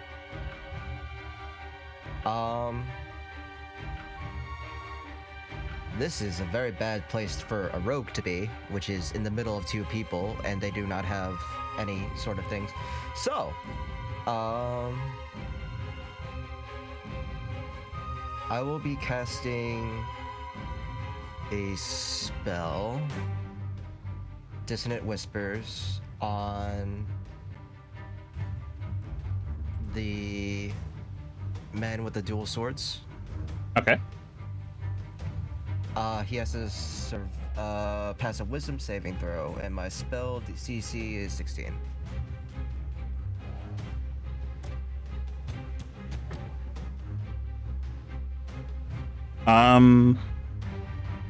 You know when your dice has a special emblem on it and you gotta flip it over to see if it's a 1 or a 20?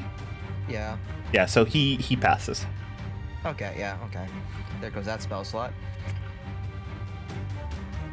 I point my finger. I start the incantation. I see it's not working. I look down at my hands and I just like slap the back of my palm. And what's next to me on the left? That's a torch atop a wall. How tall is that wall? That wall is only about 8 feet tallish. Can I jump that? You know, with your dexterity, absolutely. Parkour. Using bonus action to disengage and just fucking gonna do that real quick. Yeah, absolutely. So you watch as you kind of do this spell, and you see it have like little to no effect as he kind of shakes his head a bit before, like keeping his eyes locked on you. But that constant blinking as he tries to shake the whispers is enough for you to see your opportunity, and you just book it over the wall. I hate it here. Oh no! Oh Oh, did you see the rest of my map? Hold up, I'm gonna move chat so they can see it too. Oh no! So Did you jump you into the literally rest? hear Mika swear a bunch after the spell doesn't work. Omen probably sees them jump over the wall, and then after that you hear, "Oh fuck," and it's still in the Night Captain's voice, just trying to keep that energy going. So I feel like Omen went out. Oh fuck! Went back in the tent. Went out, cast a spell, went back in, and was like, "Okay, we need the big boys out there. We need the big boys out now. Go."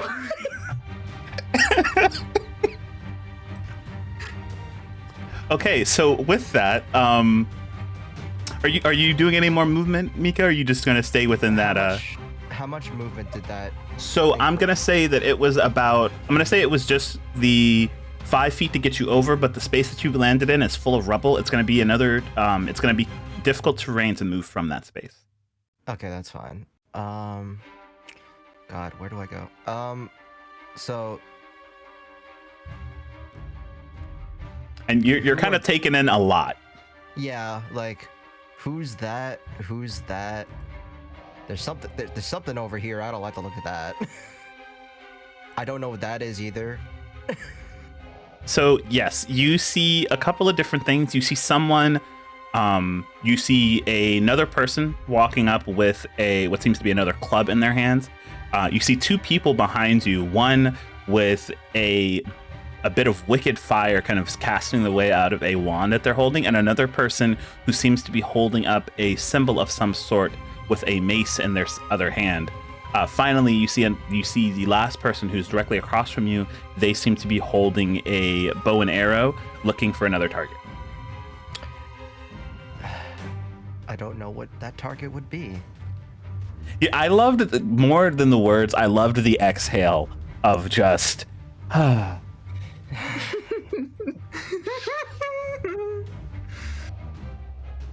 Said be ready for war, be ready for everything. They didn't fucking tell me be ready for this. So that's 15. Damn. Okay.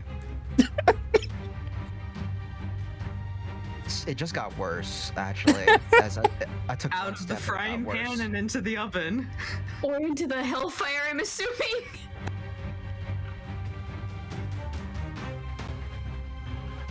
I can't use my action anymore, right? Like, would it be? It would be an action to like look for like signias and stuff like that, and like. Actually, no. Rolling perception checks and other checks like that are not considered actions.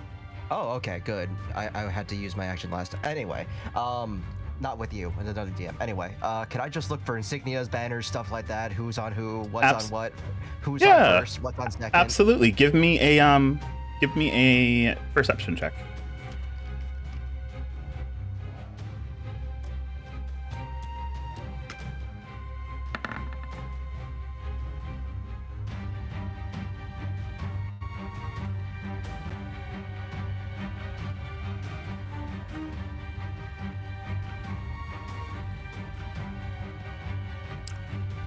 That was a whole lot of.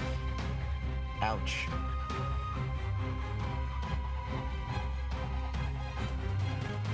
What'd you get? 11. Okay, so you you immediately try and like take in the area as you see every single moving person around you. It seems to be a enemy combatant, and you go and immediately try and just figure out who your opponents are.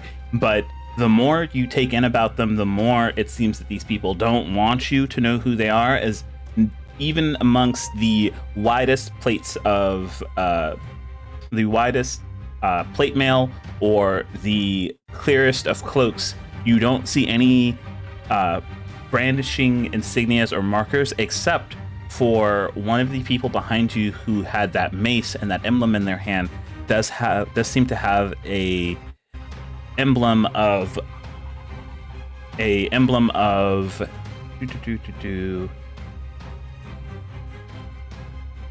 well, this one is not hard to put out, as it is a fairly well-known god throughout the world. They have a insignia of horde in their hand, who you would know to be, at the very least, in a very broad sense, a god of war, one of many gods of war. Okay, that still doesn't make anything any more clear. Oh no. Well, if I get shot by 3 people, I get shot by 4 people. Okay, 4 people. My bad. Oh no. Oh no! Step over the body. Oh, there's another. There's another. Okay. Oh no.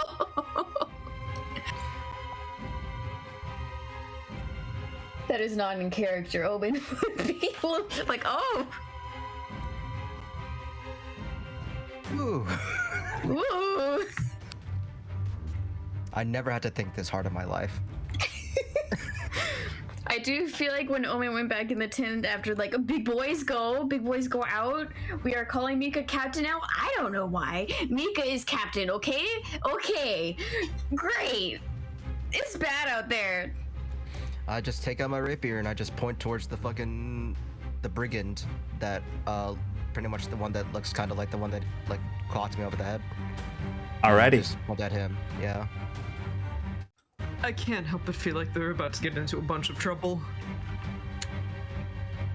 All right. Yeah, Well, that's it. That's all I could do. I'm You'd fucked. be correct. with that, Vern, it is your go. So Vanna's gonna get, you know, the Yamcha pose and he's on the crater on the ground. Imagine doing that in the beginning. That's how I feel right now, honestly. Completely. He's gonna get up and just like, what's happening? And so just get up slowly and stand towards the outside. And We're under attack. That's what's happening. You just hear Mika screaming at a voice. You just hear the Night Captain voice because you are also there, just screaming in the distance, just like fuck.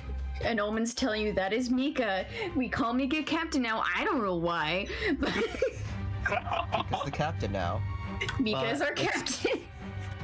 Ayumi is gonna say, this is time to go batshit crazy. Verna, he's gonna suddenly just belt towards his stomach and lurch kind of like a zombie. He just, his right arm just crick a bit, like, you see, Omen sees this directly in front of her face.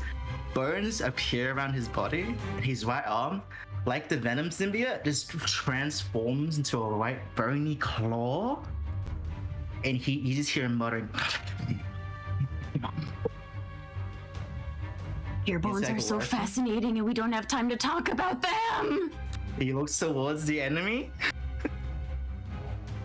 And he just pounces on him. He fucking pounces. He's action-wise, bonus action rage, attack. I'm gonna make him prone and do 2 attacks on him. Okay. Let's work this out the way it's happening.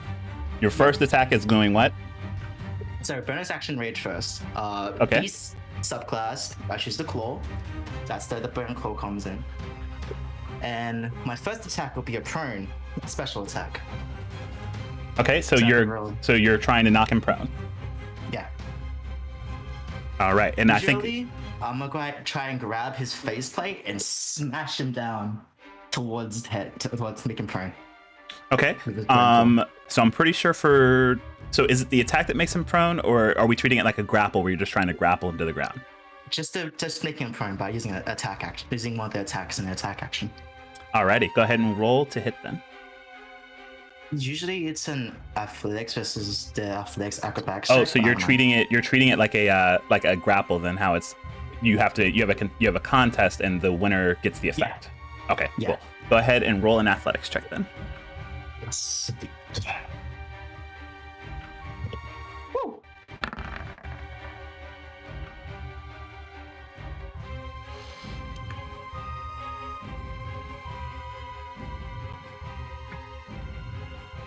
Oh wow.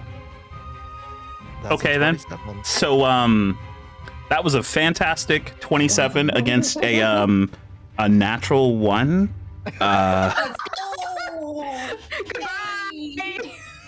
As you watch as Mika jumps over the wall, and this man he immediately almost tries to turn to chase after Mika, like, where are you running? And before he can even get all the words out, a massive hand just reaches out of the tent as you step out, lift this man who he's not a small man by any means, but you just simply make him look small as you lift him up by his breastplate and just slam him down onto the ground. He's now prone.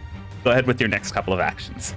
The next second part of the attack, I'm gonna do my beast claw lets me do 2 attacks with one. We're taking 2 attacks. Yeah. And since he's prone, he's advantage. It's advantage, right? Yes, you would have advantage. So I'm gonna do my best to make a fucking zombie werewolf impression and just slice into ribbons with my burn claw. All right, let's see those attacks then. It's advantage, yeah? Yeah? Where's my weapon?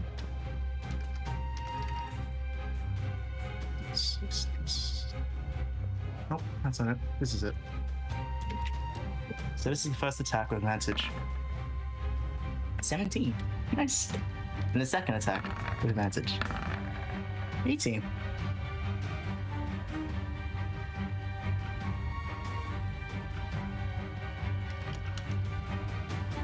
And, yeah.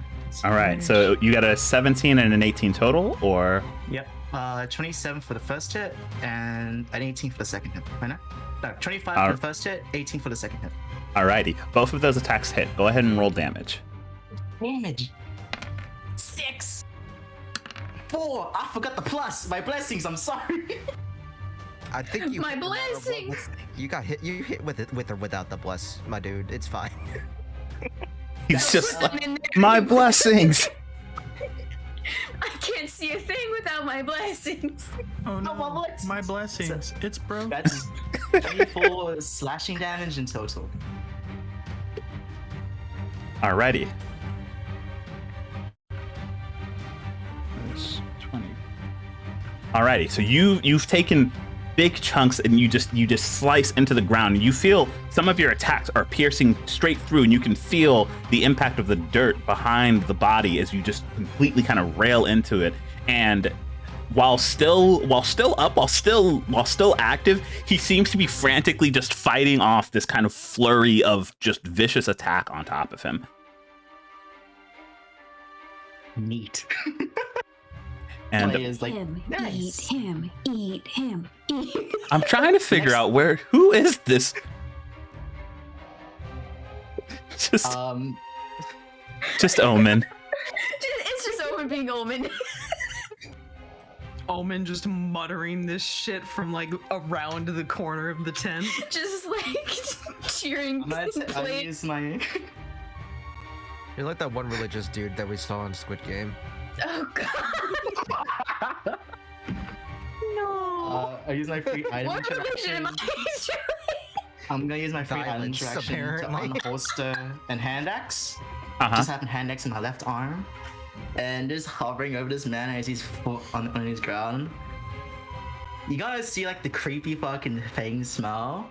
He's gonna say the words, "You reciprocate violence. I'll gladly take over." That's it. That's my turn. Okay. I loved it. Broussard, it's your turn. Hi. Bonus action. I'm gonna cast Shillelagh. And pull out my staff and shield. Okay. I'm gonna look back at the girl who was sick before. Does she still look like she's worse for wear? So they have almost instinctively have grabbed onto one of the many jewels that are part of their outfit, and it immediately starts glowing. And you see that she's kind of like almost kind of pinning herself back against the back of the tent as the half orc noble that you were speaking to before kind of steps forward to be in front of her. Okay. I'm gonna move here so I can give Obsidian room if they need to leave. And I am going to hold my action in case anybody makes it inside the tent so that I can try and block them from getting to her. Alrighty. So if anybody gets in, I'll try to make an attack. Okay. And is that your turn? You're just holding your action? Yeah. Alrighty. So with that,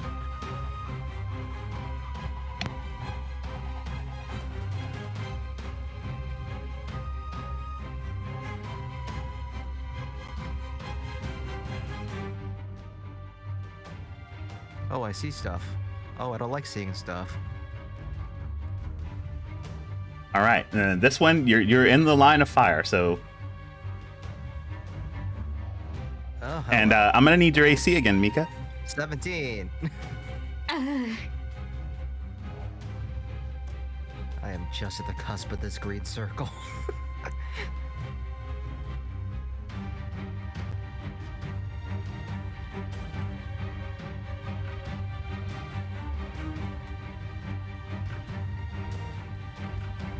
All right. So they reach up with their club again, and they are going to hit you the first time for 8 points of bludgeoning damage.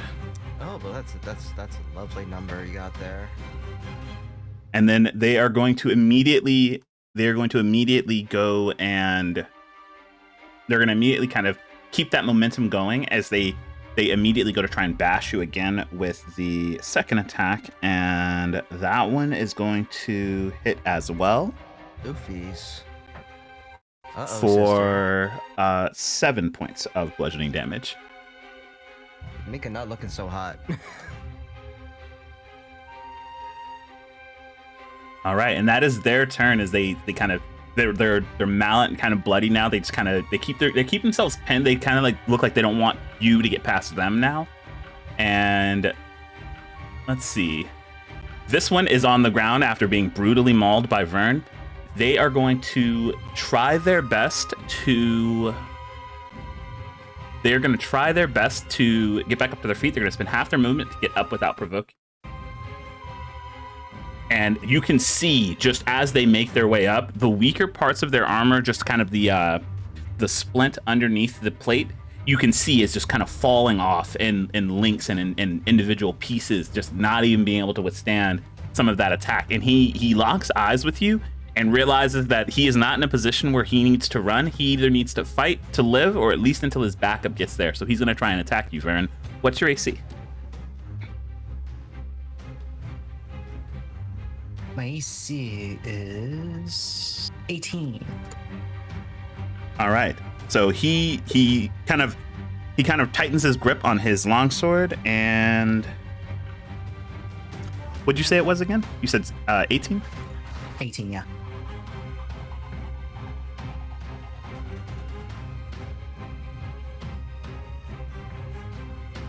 Okay, so he swings twice with his longsword, and then with his backhand, he actually comes through with his short sword. He's able to land 2 out of 3 of those attacks. Wow.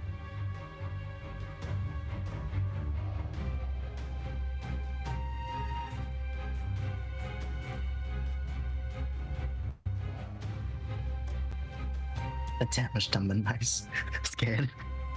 How big is he gonna roll?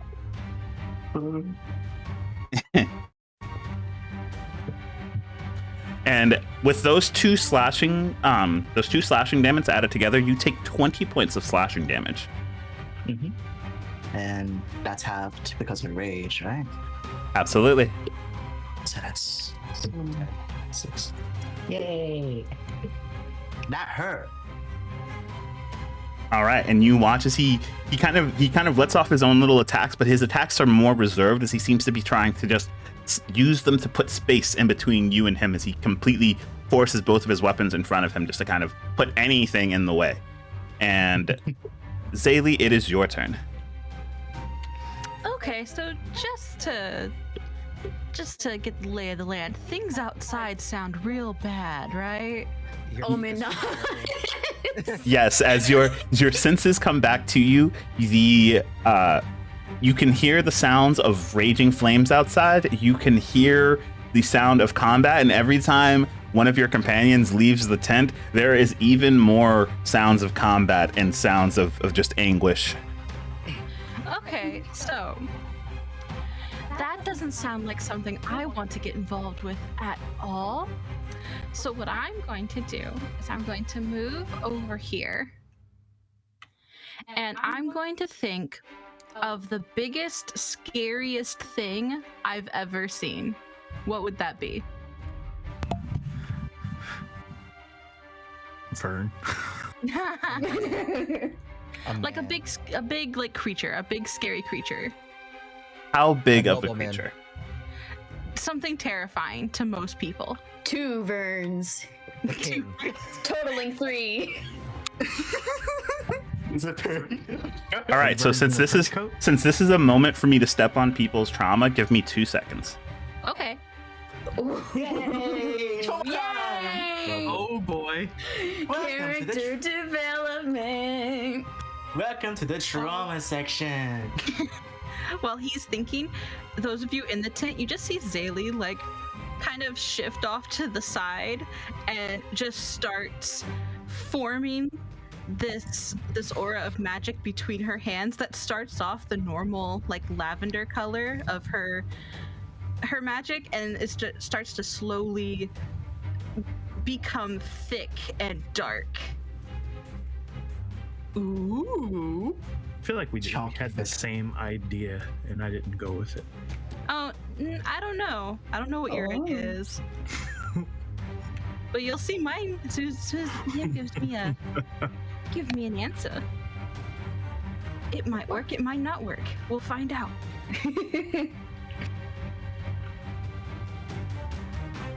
I seriously start seeing 3 ferns around the battlefield, I'm gonna get terrified.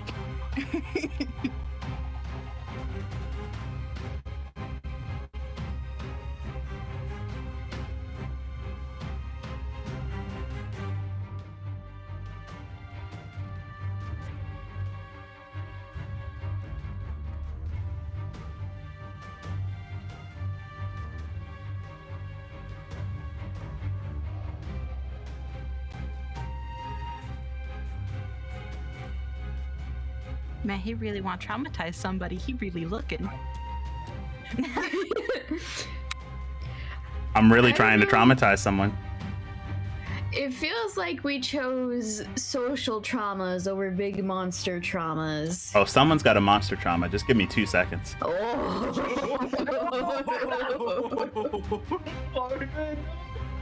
I am so sorry, whoever this is. God damn it. Where are you having this thing show up? Oh, I'm not having anything show up. Oh, You didn't ask me what I was doing. Yeah, I'm sorry. What are you doing? I would like to cast Minor Illusion 30 feet this way to make whatever creature it is that I can think of just roar. I just want to make its roar, its shout, its just whatever We did have this. sound off over there. I'm trying to terrify everybody who's here. So, yeah, The type Minor things we like. Illusion. Just a sound, though. It's nothing anybody could see. It's just a sound. damn, we doing a thaumaturgy over here? Thaumaturgy. Okay, so I'm completely fine with that. Wait, hang on.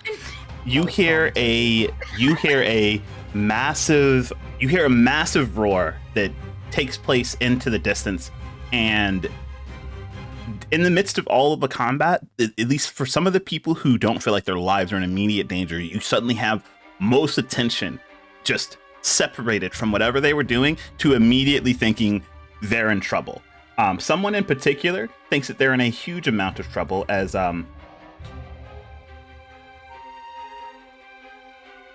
one of my players has just received a picture because they know exactly what just roared. Okay, and after casting that, I can I see outside the tent? I mean, I can see, but I don't know if like my character can see, if I'm supposed to be able to see. Yes, whatever you can see on the outside of the tent, you can see. Okay. Since I can see Vern, I'm going to give him a bardic inspiration as I just shout out of the tent, I'm gonna stay in here, please keep me safe. Thumbs up.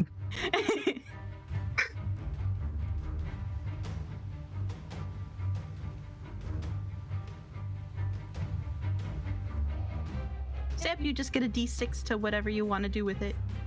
Yay. To any d20 roll, yes?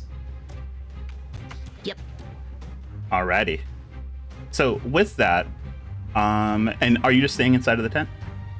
Yep. Alrighty. So with that, someone is going to get to go.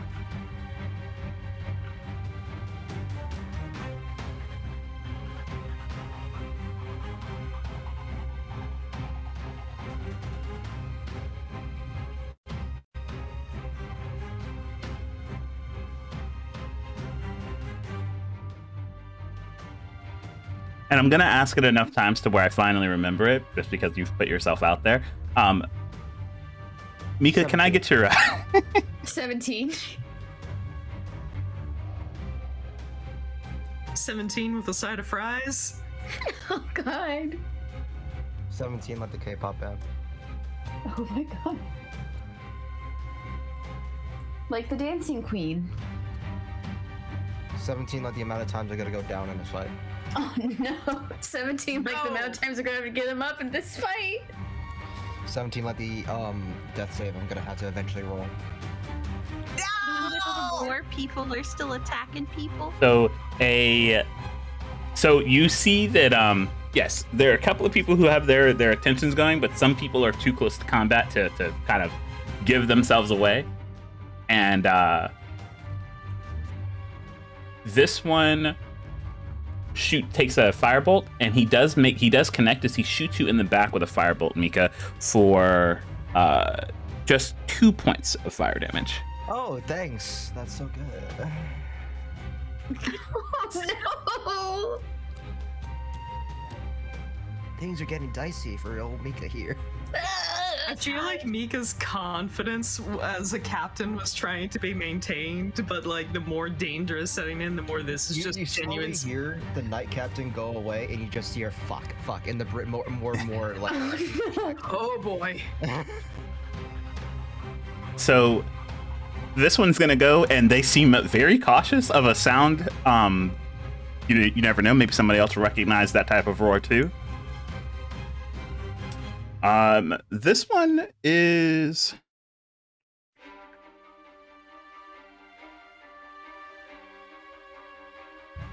This one is actually going to just continue making life hell for Mika. 17. I'm so sorry. Oh my god. I'm gonna die, aren't I? No. Let's go. What's the damage, Doc? First step, first combat. Will I see Christmas? Tell me now. Will I see Yeah, the boy baby. grow up? Oh god. Oh no! We're back before Christmas, son. Don't worry.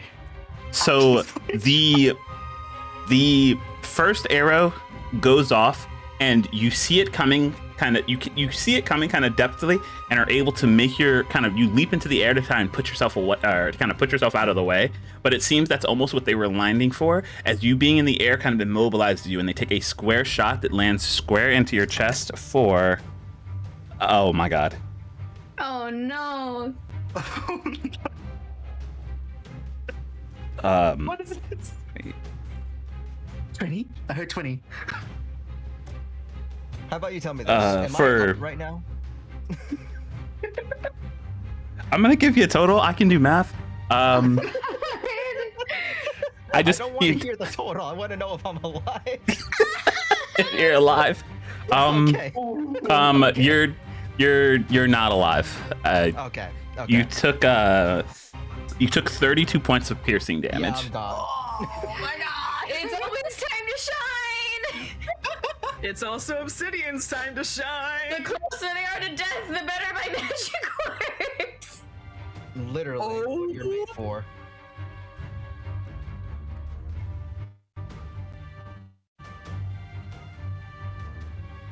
All right, so I was hoping at least one of these people would be friendly. Man. that was their turn. They're just oh, another one that bites the dust, and they just let's see. We'll leave. So we'll put this here, and that'll let me know you're doing your thing. Yep. All right, Omen, it is your turn. What did we agree on? That you do your thing? Oh yeah, I'm cool. I'm gonna do the thing, but you're Okay. trying to do your thing. Okay. I need to get out here, but I know I cannot. Okay, it's important to say, Omen, a learning experience for you. You can move past your own player, and Yes, you'll just risk. but I am aware of where the enemies are positioned. Yeah, it's a little tricky, but you're just gonna have to take the shot if you want to help them. Well, I want to kill, hopefully, Man Mauled, and hopefully, but that's not really making an opening. It might make more of an opening than you think. Okay, It's good. it's not him I'm worried about. It's the ominous sliver of a man I can also see. I'm gonna cast Toll the Dead on him. Fantastic choice, actually. Okay, fantastic. So he has to do a wisdom. Wait. Wisdom save at 16. Okay. I got you. You said a Thank you. Thank you. you said a 16. wisdom save. Cool. Yes. 16. One less than my AC that you apparently. So I have amazing dice, all of them. Throw So them away. Throw them away. Throw them out right now. I want to kill this man. Switch them right now. You all need to get used to this. This just happens every week. Oh no. Yeah, this is normal for Anthem. Our veteran players are back in the tent. The new players out in the front. I I don't mean, I'm not new. quite. I'm not new, but like, still. I mean, in this group. Yeah. Veterans of Anthem. Oh my god. so he failed. Go ahead and roll your damage. Oh, Let's go. Oh. 12. You roll 2d12. Because he's damaged, right? This is the damaged one? Yep. Vernon Yes. was Yeah. mauling the fuck out? Yeah, 2d12. I hit the wrong one. Hey. Oh wait, never Well, mind. that's- Well, yeah, there's one. Okay, that's an 11. What's the second one? 14.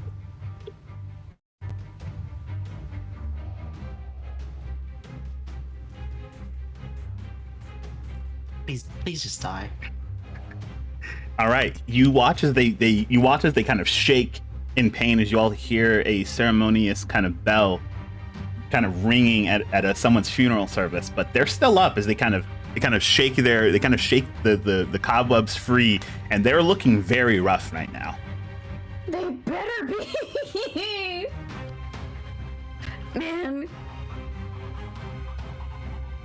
All right. And then did you want to try and move, or If I move, I'm just gonna be in the way.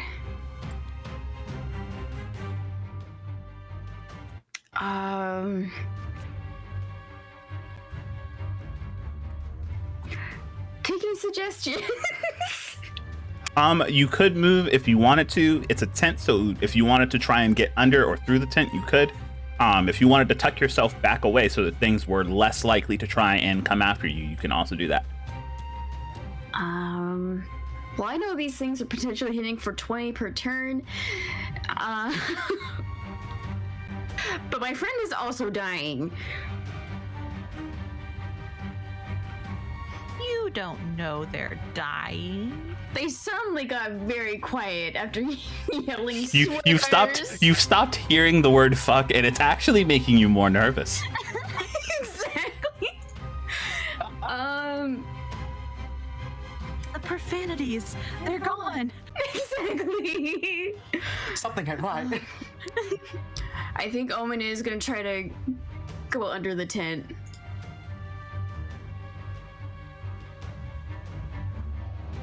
Alrighty, so you kind of make your way back, and you know what?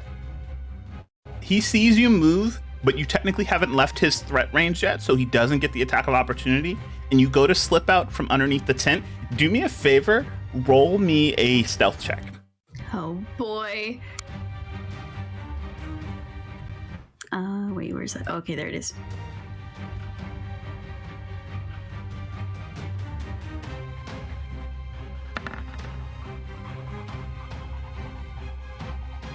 Oh. 18.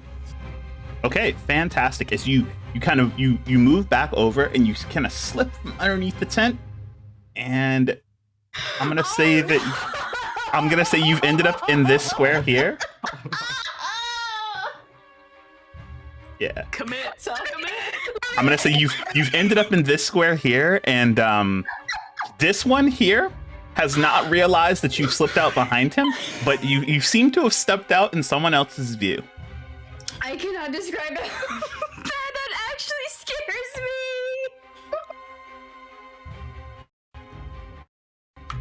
Well, that's a great way to end my turn. Thank you. You just poke your head underneath and you see it. Also, just so you know, you have a thing that called Spare the Dying that you can do at 30 feet, not anyone else. Just so you know, that's a thing that you Okay. can do only. I have to touch someone though. No, yours is 30 feet. And it's Oh. Because of your Older you. cleric. yeah, you will. Well, I don't know what you are. Yeah. I just know you're. I'll just- I know. Hang on. Wait. I know you're somewhere over here. Test that assumption at your earliest convenience, my darling. Oh God. All right, but they have limited view, so they can't see you just yet. Yep, I'm just telling them what they can do eventually. Thank you. All right, so this one sees you. It saw you just kind of crawl out from underneath the tent. I'm just a baby. I'm so small. You want to ignore me so bad. There's still the roaring happening. I haven't stopped it, by the way. It just happens for like a whole minute, I think.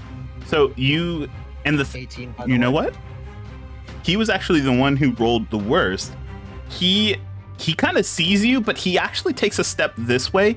It seems like he's looking like out past the outer perimeter wall. He's like, "Yo, what is going on?" Oh, thank God. And he has his attention focused on you, but it seems like maybe just killing everything here is not his only job. And he's going to prepare something, but you're not quite sure yet. God. Let's see. This one, since he hasn't noticed you, he's actually going to take the initiative, and he's going to step forward and take flanking with his friend, who's trying to hold on for life. And Vern, I'm going to need your AC. 18. That's it. No, 13. I can't really see that man anymore because you moved me out, then you popped me 18. back like halfway in. 18.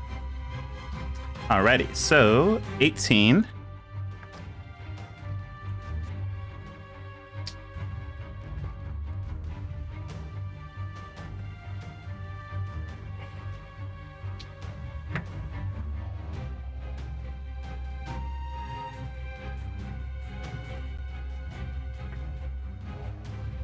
Alrighty, so the first attack comes through and completely whiffs as you sense the presence of someone trying to make your flank, and just your size kind of throws him off of where he's trying to aim. And the second attack comes through solidly as he tries to hit you in the stomach, and he hits you for 6 points of bludgeoning damage. Number is that half to 3? Yes, that is half to 3. Oh yeah. And he looks like he looks like as he kind of raises his club again, like he's trying to box you, and it looks like you're the biggest issue he's probably ever seen and doesn't want you to get out of this space. Obsidian, it is your turn. Okay. Wait, I think I can see you just barely. Am I right? Am I correct? I can't say. From where I am right here, could I make use of my mace to continue my movement by just tearing open the tent? Absolutely. Matter of fact, I'm not even gonna say that the tent really gets in your way as you kind of just lift up your mace and you kind of make contact with one of the supports for the tent. You swipe down and it just rips a clean hole out through it. And you're just gonna continue walking through? Yes. And to paint a visual for people, Obsidian has a large stone mace, half of it being kind of spiky and pointed, while the other half is very blunt. And now that I have visual out here, Hi, welcome. It's so good to have you here. first order of business, bonus action to give Mika some HP. Please. Oof, that's only a 3, buddy, but that's okay. It's better than 0. 3 is breathing. Please, please. Oh, he's alive!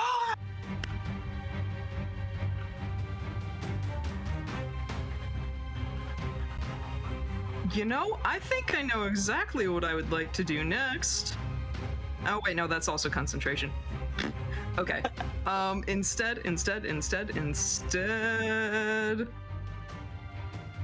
You know what? We're just gonna try and make a mace attack against this guy that I'm now flanking with Vern. Alrighty, go for it then.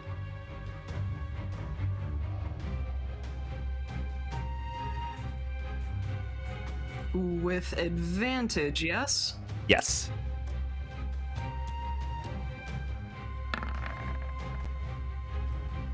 Almost that 20. Almost nat 20, but that's still a 26.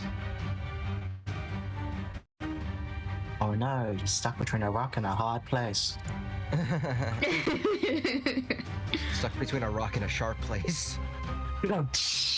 Alrighty, so 26 hits. He's only gonna take 5 points of damage. 5's better than 0. Anything's better than 0. All right, he seems like he wasn't expecting the tent to just start coming down behind him, and when he turns, he gets smacked in the face with a mace. You now have his full attention. Come on, big boy, let's dance. Mika, you were out. You caught one right in the chest, and when you start to come back, you have to cough up a bit of blood, and you look down and you realize the arrow is still in you, but you're alive. This is not good. Come back here if you can. So, Captain, oh Captain. I remembered my character has no self-preservation and I'm on the way. She remembered her character trait. Oh no.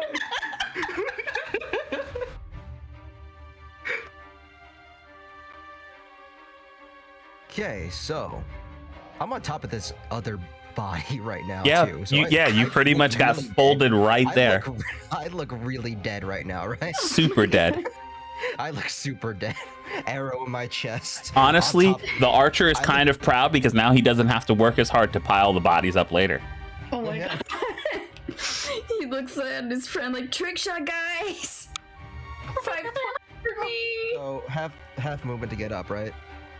Yep, half movement to get up. It takes no movement to pretend you're still dead. It does take no movement to get, but I also do not want to be here where I am. Oh, that's fair.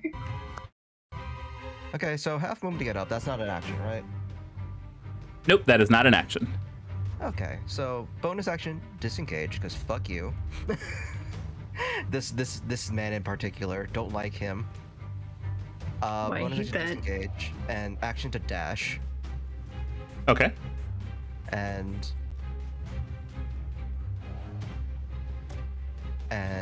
I'm pretty sure since I dash, I only have like 30 feet, so this is another You were right there. 10, 15, 20, 25.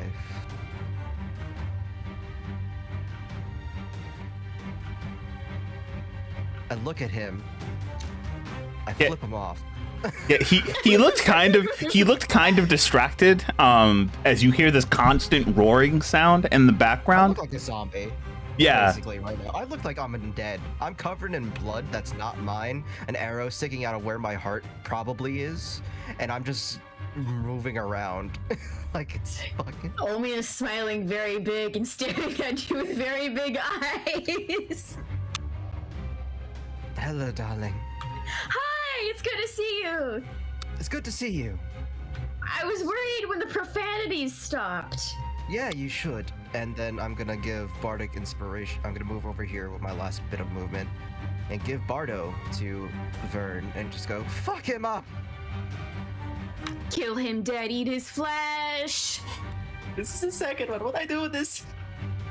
You got it for 10 minutes. You can add d6 to attack, ability, check, saving throw. I have 2 d6s to use. Can Yep. they be stacked on one attack? Only one spirit. A creature can only have one inspiration die at a time. And just reading the Oh. book around. Never mind then. Yeah. I'll give. I don't have. Oh wait, I don't have a bonus action anyway. Never mind, you don't get it. I'm just gonna like basically just sit next to Omen, just like. If I pass out, just slap me awake. That's a fair statement right there. Vern, it is your turn. First of all, Anthem. Oh yeah. Why? Bless too. Oh yeah, you do. It's because I care about your emotional state Of course you and do. the way this affects you. You know, it's what I live for. So, for those who you want to know, the roaring, Verna hears it. And how do I process this? You're already going. He's gonna have an internal monologue with himself, but outside, you see the bones on his body that were white before start to turn grayish, like mouth, like liquidly form and mouth shape and hear kind of sound. And so the bones around him turn black and red, because edgy. And he has his axe out. He's gonna do like a primal fucking scream and just maul the guy in front of him. His eyes are red. He just can't feel right now, buddy. I'm sorry, Verno. I'm sorry, buddy, but you gotta do something real quick. Can you just hit him? Can I just hit him 4 times real quick? Let's go. Yeah, absolutely. You are within your space to do that. And reckless. Actually, yeah, fuck it, reckless. Why not? Okay. Advantage plus D4. And a D6. Is it D4 plus? Is it D6? D4 comes first for every attack. D6 is only for one attack. Okay. Where the frick are my buttons? I'm so sorry I'm playing off your trauma and then immediately gave you an inspiration. Which It's- character are you attacking, by the way, Vern? The one in just between the two of us, or No, the one in front of me. That's the first Okay. person I hit. I'm just gonna. Can I make the noise? Oh, hold on. No, I can't. I don't. I'm too afraid to make the noises. I don't want to do roleplay that hard. It's okay. We can work. Oh, We can work right. our way up to the noises if you don't feel comfortable right now. Well, that's first hit. 20 on that 20 hit. So that's the first attack. Yep, with that the hits. Hand axe. Okay. Then the second attack will be the 2 claw attacks. 17. What's advantage? Yeah, okay. I'll put a D4 on that. I'll put a D4 on that one. Your advantage, anyways. You're taking the higher roll. 18. Yeah, just making sure. You get a D4 on all of them, though. Yeah, you got a Yeah, D4 on I know. every single one of I them. know it's above an 18 or 17 at least. So I'm just making the numbers. Oh. Okay, that hits. And that's 2 meat attacks. That's 3d6s damage so far. And bonus action, Verna's gonna just pull out after he does one hand axe with the left arm. He's gonna spin around like his unique barbarian fighting style. And do 2 like slashes, it's like a whirlwind of fucking claws and slicing. He's gonna unhorse his second hand axe and do a bonus action attack to roll the hits. God. Well, fine. So that's 46 plus 21 damage.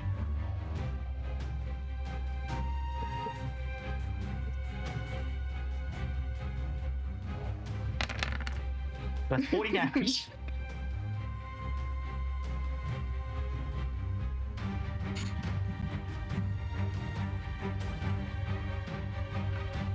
If any of those attacks, Verna is gonna just, God, how do they describe this guy? Just kill him. Rips him in half. Fuck it. The claw grabs him through the middle and rips him in half.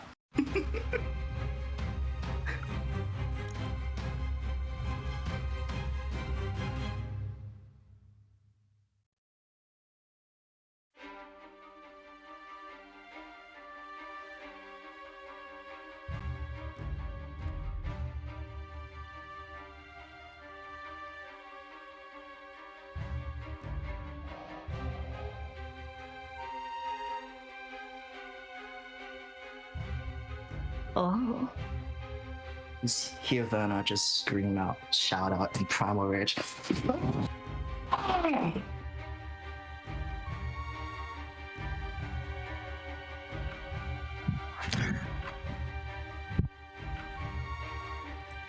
Obsidian just slowly lifts up his stone shield. That's all I'm gonna say. Verna, This is the coolest shit I've ever seen. Well, I've seen things like it, but you know, this is like a new experience for me. I'm very excited to see more. I'm just not sure if I'm dead. We'll get to that in a moment. Hang on. Verna's gonna turn around and he just, with this really bloodlusty smile, looks towards the other guy behind him. So, I got someone to kill afterwards. Let's make this work. Yeah, so he was actually facing Obsidian, and then he heard the roar. And you know how you hear something huge behind you and you just decide not to turn around? It's just the better of the options that you have. See, he doesn't turn around, and then he hears the sickening sound of someone being split in half. And Obsidian, you can see in his face, he just wants to leave now. Obsidian is aware, and we'll get to that if his turn comes up. Oh no! Broussard, it is your turn. There's some horrible things happening outside of this tent, and you just hear it. You don't see anything, you just hear it. You hear Omen's excited, so you know it's terrible. I hear the horrible sound of someone being ripped in half, and I assume I see like blood splatter come in through through that little hole in the tent. Yes, because they just kind of toss both pieces away from each other, just to enunciate the part where it's in half. You know, that horror movie, Psycho? Yeah, you can see through the shower curtain. Just do that! With the fire backlit off of everyone's Oh my silhouettes and God. stuff like that, you just see 2 pieces just go forward and back. I'm gonna turn to Zalian. This is going against all my better judgment, but I'm gonna go out there and see what's going on. By all means. Don't die. All right, I'm gonna step out, and I still can't see a damn thing. Okay, give me one moment. DM said Broussard doesn't have seeing rights. Ah. There you You go. don't have the privilege of eyes. As my dad's side of the family would say, you don't need to see. Can you see now? I see So there's this weird thing going on where like Vern is creating shadows. There's So a wall behind him, Oh, is it? Okay. so that's accurate. Is there a wall here? Yeah. Cool. Yeah, it's a bit of a narrow passage right there. Well, shit. I can't do much from here, can I? That's where most of my panic came from. All right. Well, that changes what I'm gonna do then. I see him in a blood rage, so I'm going to do something. Let's see. Screw it. I've got my shillelagh up. I might as well use it. This guy right here, I am just going to try and whack him over the back of the head with my staff. Alrighty, go for it. Let's see. Doo. That is a.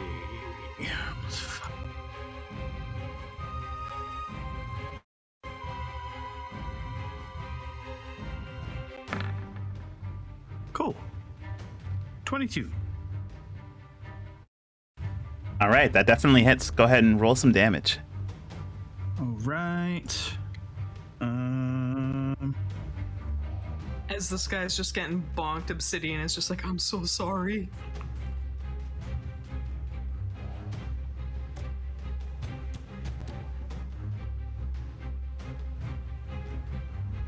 Well, don't feel too bad. This guy, he looks terrified, but he looks like he is more than willing to fight for his life, if that's what it comes down to. But he also refuses to turn around and see what just bonked him, because he doesn't know if it's the big one or the scary one or whatever thing is behind him. Yeah. And Obsidian's not going to give him any indication. Cool. Ooh, max damage. Yes. And it's 15.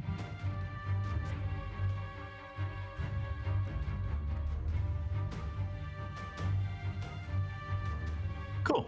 Alrighty. Bonk. All right, yeah, he definitely that one like kind of crack against the skull kind of sends him careening into the wall next to him, and he's like barely up as he kind of braces himself against the wall. He was not expecting to be hit that hard, especially in the head, and he looks like he's barely conscious. Yay.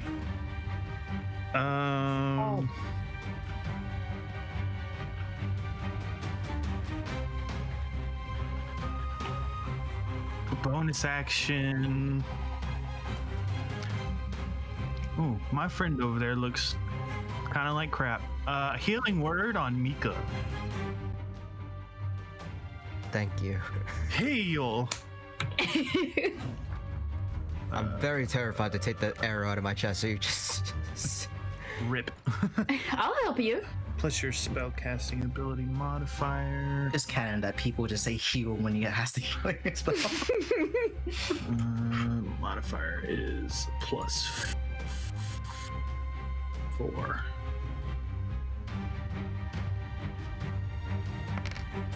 Five. We're almost to double digits with Mika's HP. Yeah. So that We can do it. 8.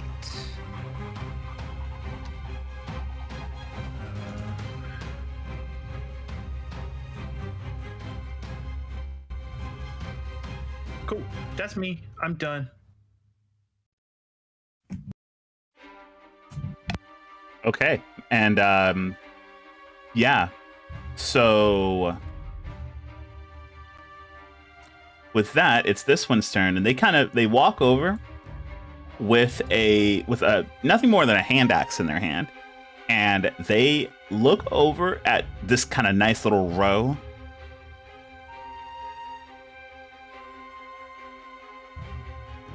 And they step as close as they can while charging up what seems to be a spell in their hands of all things. And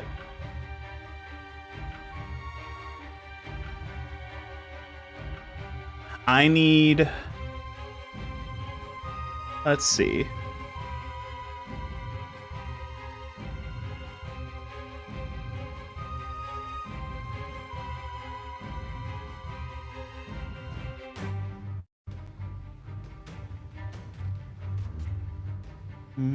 Where is it?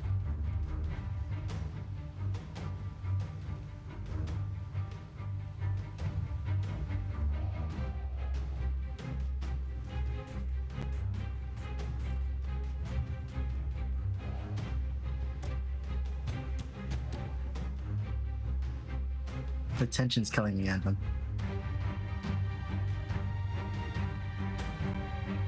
Okay, so they actually wouldn't have gotten that close. They would have needed to stop here to do it. But they stopped there and they cast 5, 10, 15. They cast Burning Hands. Ah. And it's actually going to hit Vern, Broussard, and it looks like his ally behind him. But the look on their face makes you think that they care very little for that. That makes sense. Can I make a reaction? Absolutely. Hellish Rebuke. Okay. Everyone roll dexterity saving throws. Same for him. Do I have advantage on this deck save? Because can I see the effect happens? He's coming from the direction that you just murdered that person in, so I'll say that you see it coming. Okay. Just like, Oops. Dex. 2. Oh, that's not in response to Hellish Rebuke. Okay, never mind. 22.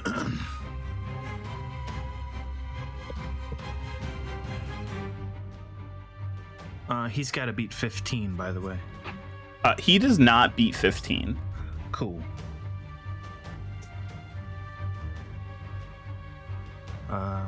And then what did you all roll? I rolled a 17. 22. All right, you both pass.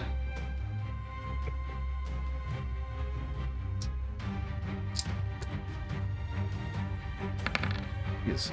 So both of you take 7 points of fire damage, and he has officially murdered his friend as his friend screams in agony as he is caught on fire, and the tent is now on fire. Oh no, baby! No, Oh no! The guy that attacked take that back. is also on fire for 12 damage. Let's go, Prasad! Yay! Okay, so you get the idea that he wasn't expecting the fire to rebound, because you could probably guess that he's not a very hardy character considering what he just did, and that fire damage rebounds onto him. And you said it did how much damage? 12.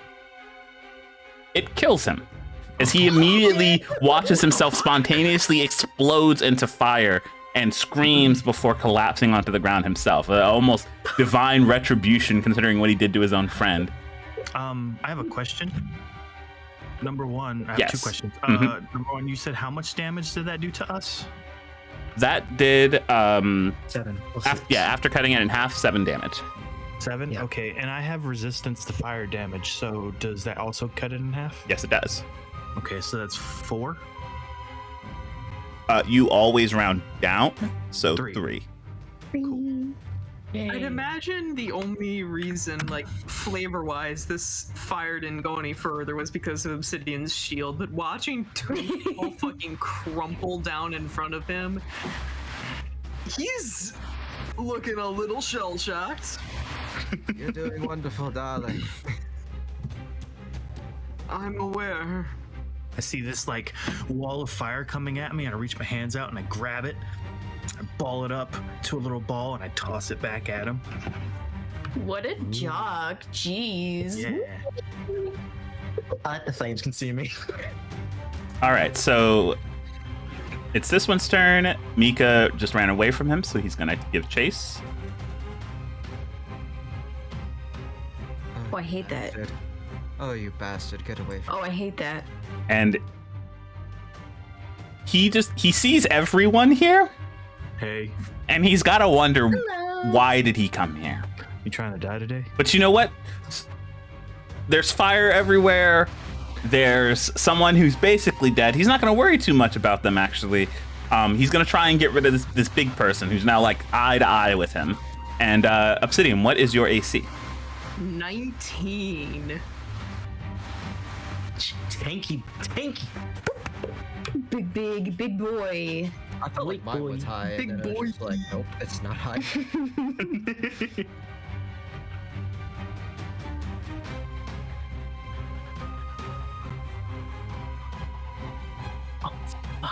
Oh fuck, my bad.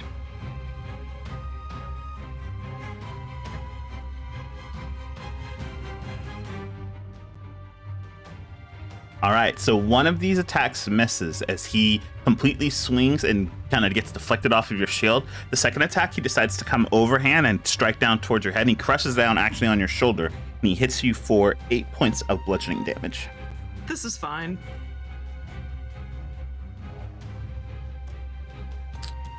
And he actually expected to come over here and have more of his friends around, but that was not the case. Let's see. You're dead. You're not dead, but the tent you're in is on fire. Zaylee, it is your turn. Cool. Yeah, the tent's on fire. Zaylee's going to start inching her way out of the tent, all the while looking back at these other two. And she just goes, I suggest you two move out of here. It's probably much more dangerous in here than it is out here. And they look like they're going to take your advice, though it looks like they have plans to go outside of the backside of the tent. So just to save me on the trouble, I am going to... They explode.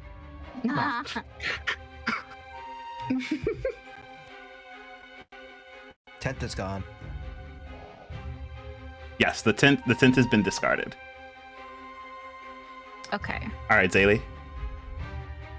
Okay, but the tent's actually still up. The tent's up, though I won't say that it's obscuring you too much because now it's basically tatters and flames. Cool. So can I see through it? Yes, you can see everything that you can see now. Oh, wonderful. Then I'm not going to move. Well, there will be consequences if you decide not to move. This is fine. Okay. There's the hole that Obsidian made, and there's also... You could stand on a dead body. Yeah, but I don't want to be close to anything. I'd rather deal with the fire. Yeah, because you're resistant to fire. So Oh wait, that's Yeah, right. well, it's got more to do with the fact that they can't fight. They've actually never had a single fight in their life. Oh. This is also true.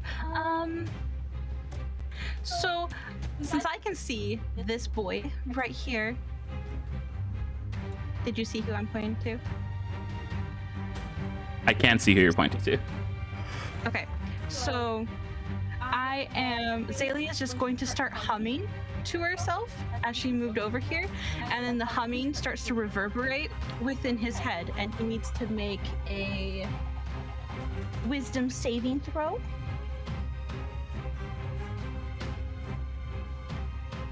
My DC is a 16. Alrighty, give me just one moment. You said 16? Yes. They failed. Excellent. I have cast Dissonant Whispers on him, so he's going to be taking some damage.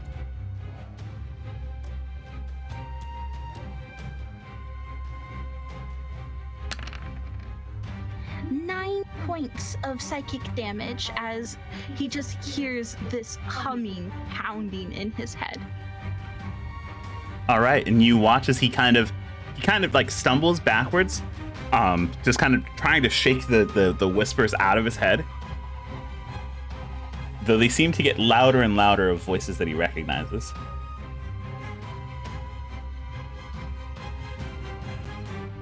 And that's all. I'm gonna stay here.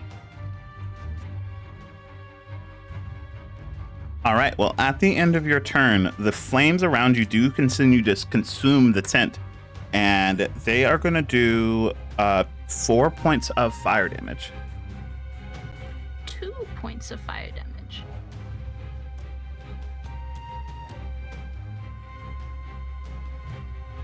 All right, so it is this one's turn.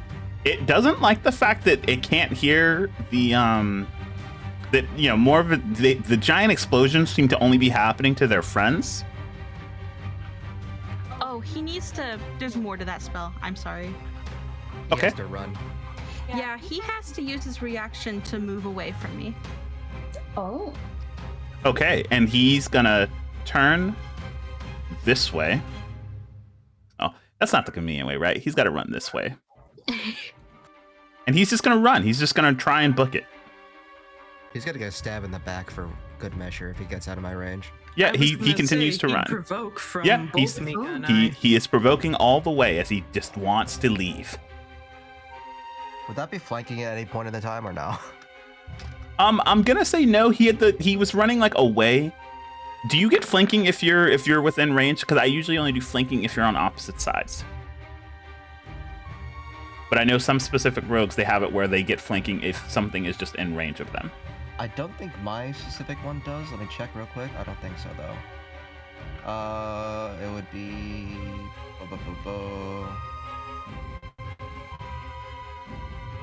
I certainly Nope. failed that attack. Okay. Good thing that I didn't roll that on my death save. But yeah, Womp. Ooh. dog. Fine one.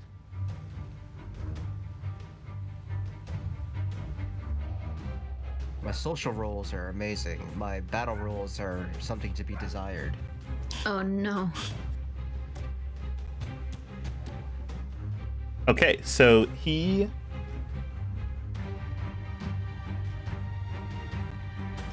Yep, so he's going to provoke. It doesn't like either one of the attacks hit. And he's going to completely just run into the forest as deep as he can possibly get.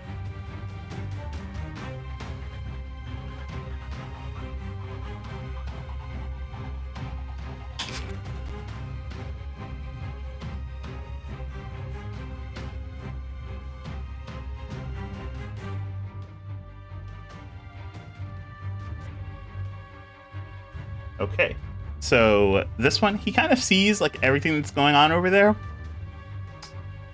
And he is gonna... You know what? Actually, he is going to shift here. He is going to shift here. He is going to look down this line of people. And I'm gonna roll and figure out who he wants to hit.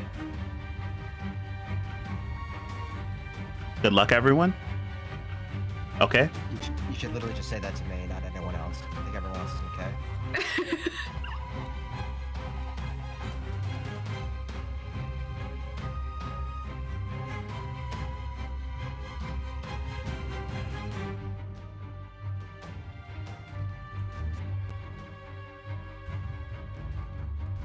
And he is going to... Well, he actually wasn't going to aim at you. He's actually going to aim at... I don't know who I want to attack. All right, cool. You know what? You're right there. Omen, you're taking one for the team. Let's go. What's your AC? 12. 18, actually. I didn't 18. put her armor on. I didn't put her armor on, so. Oh, I'm naked. Yeah, they have armor now, so. Okay, 18. 18. Just refresh your page and it should be up. There it is. Yep. 18. Okay, and they harness up a bit of spell that erupts from their emblem in their hand, and it strikes you kind of off the top of your head and it does 11 points of radiant damage as your body starts to glow with this light in different. I'm resistant. Ooh. So you take you only take 5 points of radiant damage.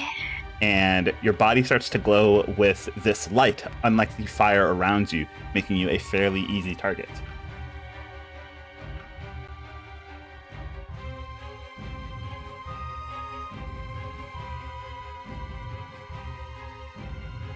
Let me.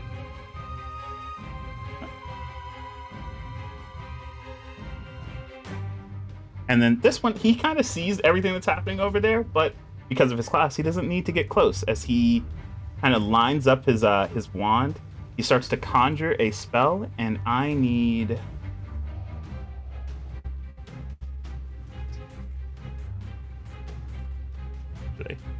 He's gonna get right here. I need Obsidian, Mika, and Omen to give me dexterity saving throws.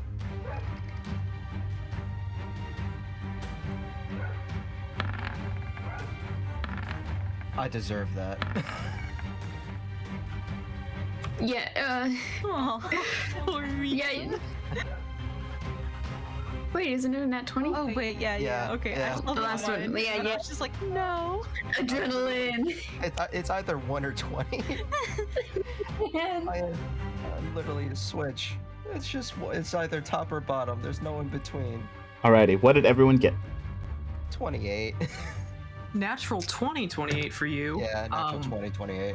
11 for me. 17. All right, with 2 passes and a fail, Obsidian, you take 10 points of fire damage. Mika and Omen, you both take 5. Oh boy, I'm down back to 3.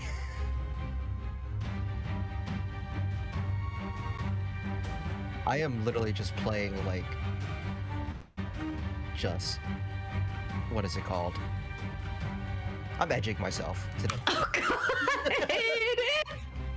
I was gonna say you're playing pachinko with your health bar, but okay. No, Anthem is just edging me. That's what he's doing. Oh my god. I mean, this is a very excitable situation.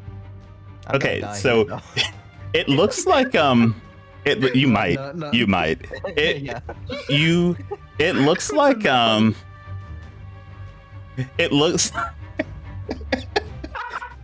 No. it looks like the last couple of people that are here, some are choosing to engage while others are choosing to kind of get out with their friend who ran screaming into the woods. And before leaving, this one, he kind of turns back at the end of his movement. He sees a couple of people there, and I need Omen and Mika's. I need both of your ACs. Real quick, I'm going to actually use my reaction to give Mika a little bit of help. Oh, thank you. I need it. Yeah, please. It's 17 and 18 respectively. I'm 17. Omen is 18. I'm going to use my reaction to activate Shield of the Faithful, in which the attack on Mika will have disadvantage because I'm interposing my shield up in front of them.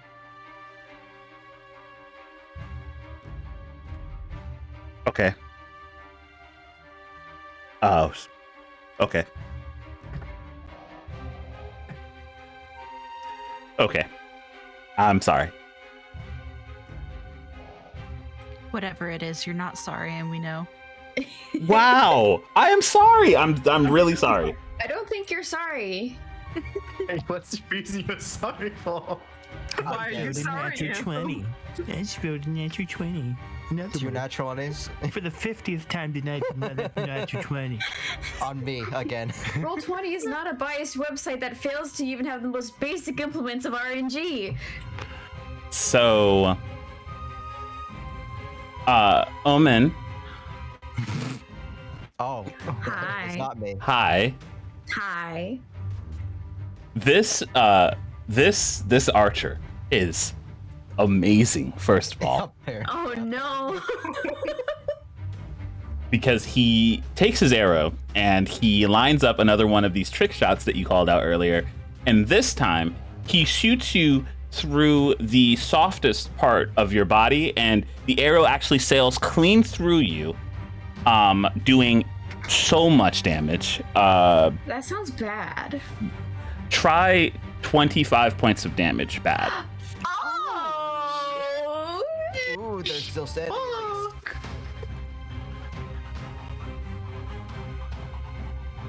Wait, how much So did you say? 25. 25. So you have 10 left.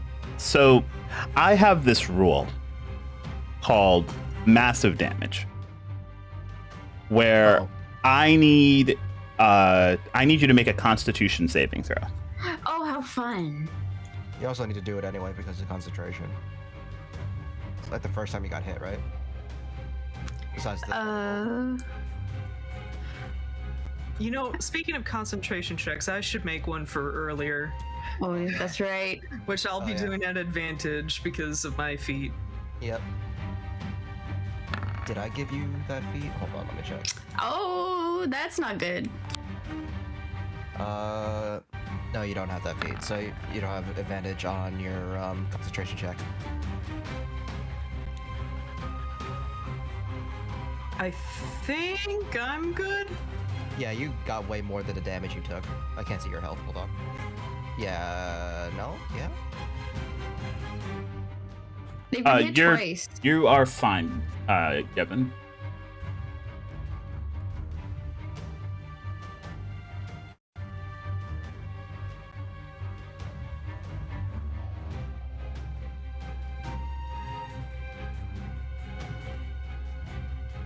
It's gonna be fine. I'm gonna be fine. Yeah.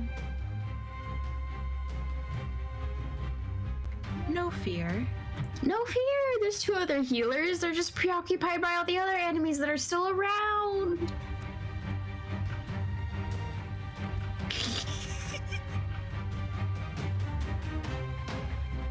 No, it'll be fine.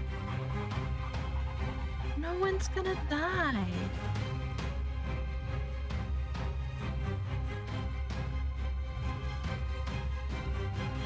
Okay, now you're not even teasing me or anything. I'm getting a little worried. You don't have to be worried. It's fine, right? Excuse me while I go and find something. Fear. Fear. It's fine. Let me go find something. Oh fuck. Oh no.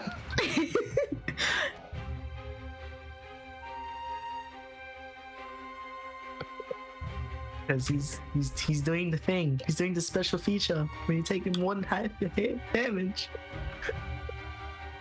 So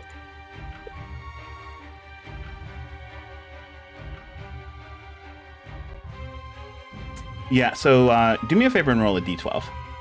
Oh boy. Oh boy. Oh gosh.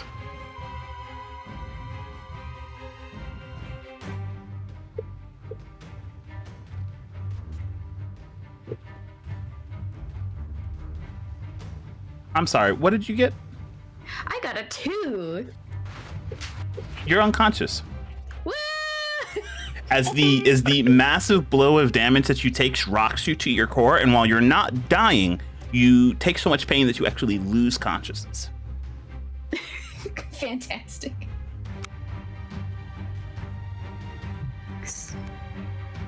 This is bad. It'll be This fine. is very bad. But at least the shot that was going for Mika missed. Yes.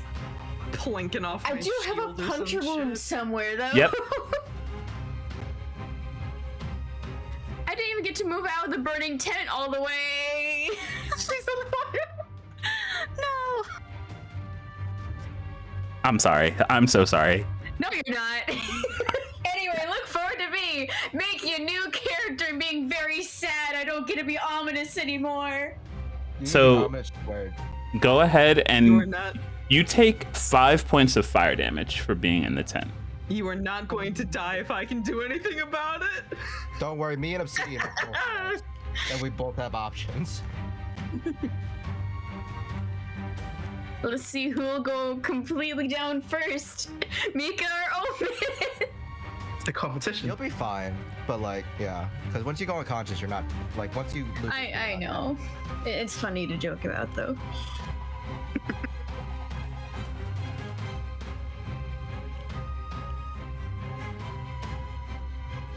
Is it my turn? Yeah. Actually, it is this person's turn. The one standing next to Mika accidentally deleted their turn on the order. So give me just one moment. Sag.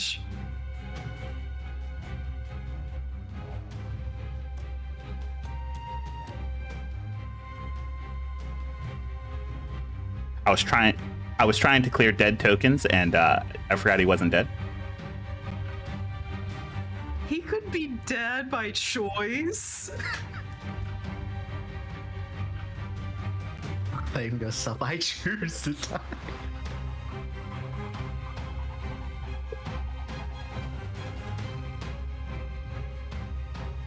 And he's gonna come over, and he sees unconscious people, like there's people dying around him. And you know what? I'm gonna roll and see if he's cruel enough to just start taking you guys out. Oh no. You know, and I'm gonna leave it up to Mika to decide. Mika, the high or low? First of all, he's a religious man, so fuck him. Second of all, just hit me. I'll take it. I'll take it. I'll impose myself between Omen and the thing. Wow, such a chivalrous person. What's your AC? It's 17. Like the band. You take 6 points of bludgeoning damage. Yep, good, thank you. Fuck.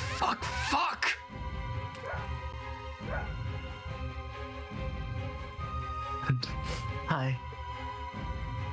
And he raises his well, no, you're unconscious. He wouldn't know to go after you. He's gonna continue his movement, and he's gonna come down here to Obsidian, and he's gonna try and continue fighting you. 19, my dude. He's gonna miss as he completely thrashes about to try and hit you, and your shield comes up and bashes the club away. I should have been the Russian tiger, man. Now it's your That wanted turn. to be With 20 AC. Not again. Vern, I need backup over here. And Obsidian is going to kind of dance around this guy to make some room. Okay. And Mika, you are getting a Cure Wounds at 3rd level. Ooh, spicy.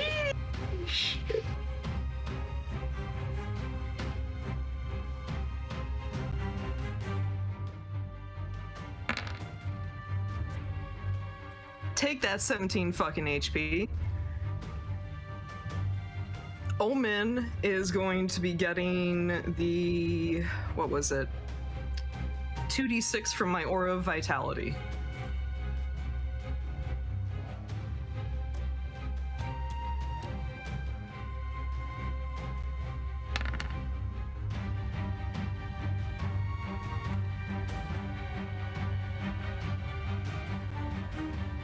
Alrighty, so Mika, you're conscious. Omen, you're now conscious. And as that sort of magic and heat radiates out to his left now, Obsidian sort of centers his shield towards this guy and just says, "Eyes up here, little man." You're at 11 now, Omen. Oh, okay, thank you.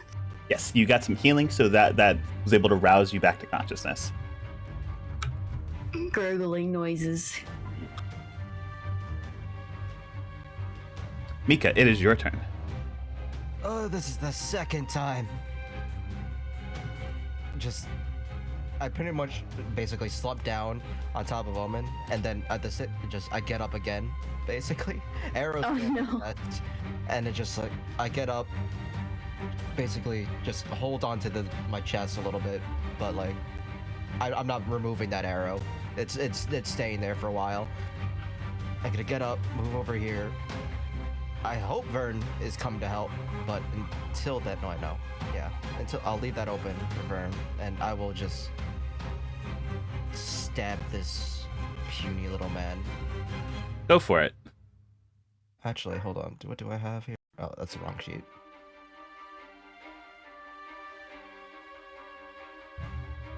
You know what? I have some spells. Okay.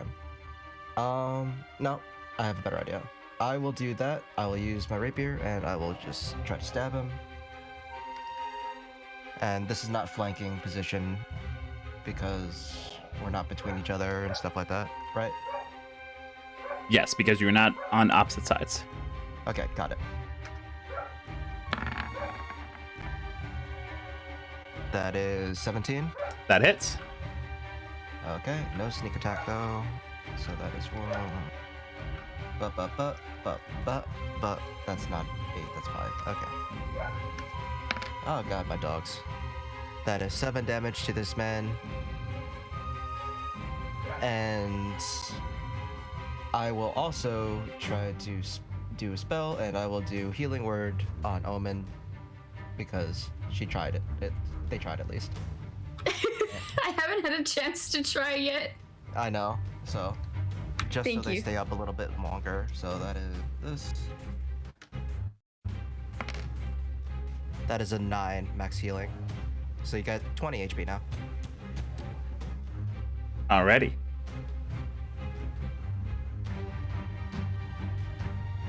With that, Vern, it is your turn.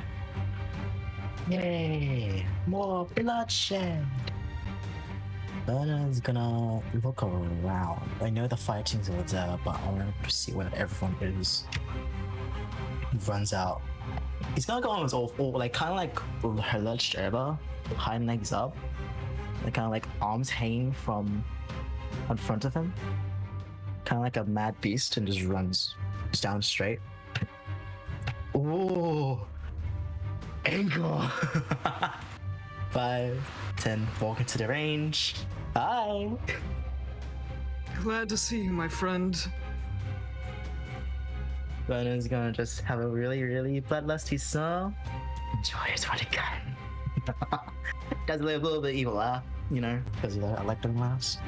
4 attacks. All right, let's see them. Not reckless, because I know flanking exists, so yay. On the big guy, fair boy. 2d20 plus.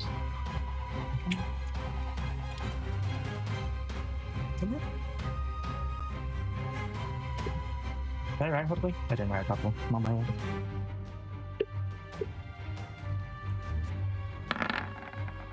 It's 14. That doesn't hit, so I'll add a d4 to it. Would the bless still be up because Omen fell unconscious? Sure, is it? The No. bless would have passed when they fell unconscious. Okay. Yeah, add d6 to it. He's my inspiration die now. So that's 17. First hit. And you're trying to hit the one you had flanking on? Yeah, this one. That hits. Okay, so 17 is the gun. So that's the first hit with the hand axe. I'm gonna drop the hand axe on my core arm. Here's my core 2 times. Fuck. That's a 14. That misses. Damn it. And the second core hit, 14, that misses. that's 20. The That third hits. hit. And the fourth one, burst attack. That's my left hand, my hand axe. I get 20 again. Dirty 20. Okay. 20. Do me a favor and roll your damage individually. You don't want to burst down on all of these. You don't know how much HP they have. Okay, so then that's the first hit with the first hand out. Oh, wrong one. 6, 7. First one, it's 9. Second one, 11. That's the All right, first 4 attack. that one is. That one's dead after 2 attacks. Yay! I fucking get the claw out, stab him through the chest, and make a big fucking hole in him, and turn, swivel to the left, and just do a swing towards the small person, very small person. Okay. Yeah, he definitely looks very small. Looks like he was depending a lot on the wand that he had in his hand. And yeah, he looks very small to you now. Yeah. Small man. That is a 20 to hit on the small man. Does that count still? Let me see where your attacks were. That was your first attack, second attack, third attack. Fourth attack is the bonus action one. Okay. So yes, that is a hit. Okay. So this is about just a d6. Actually, +2, so that's 7.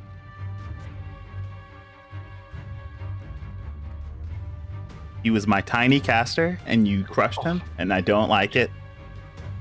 Wait, what? He hadn't been touched, but he also was not. He couldn't be touched. That was the difference.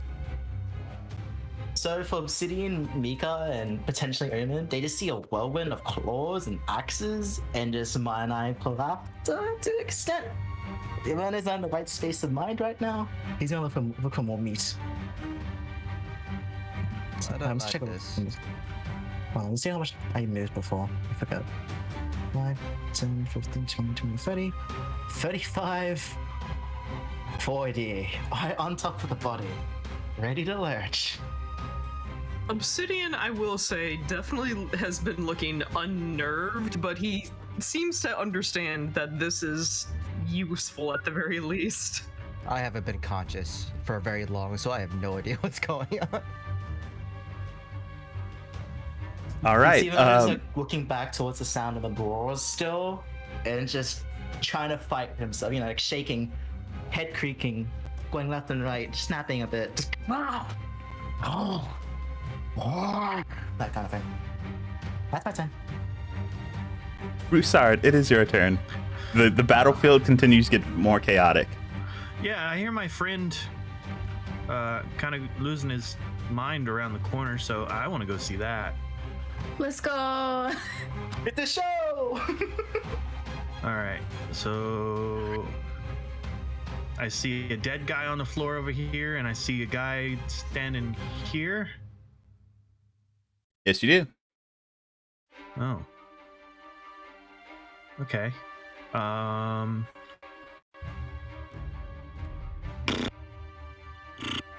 Every time I think I know what I'm going to do, I turn a corner, and now I don't.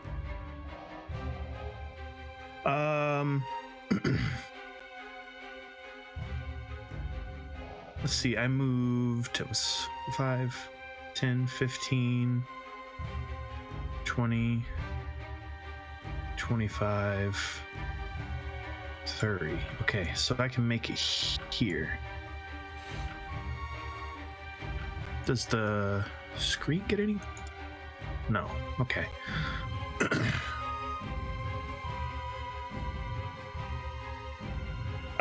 I am going to 10 feet.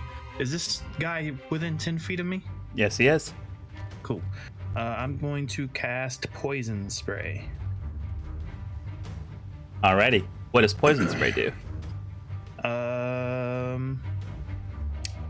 You extend your hand toward a creature you can see within range and project a puff of noxious gas.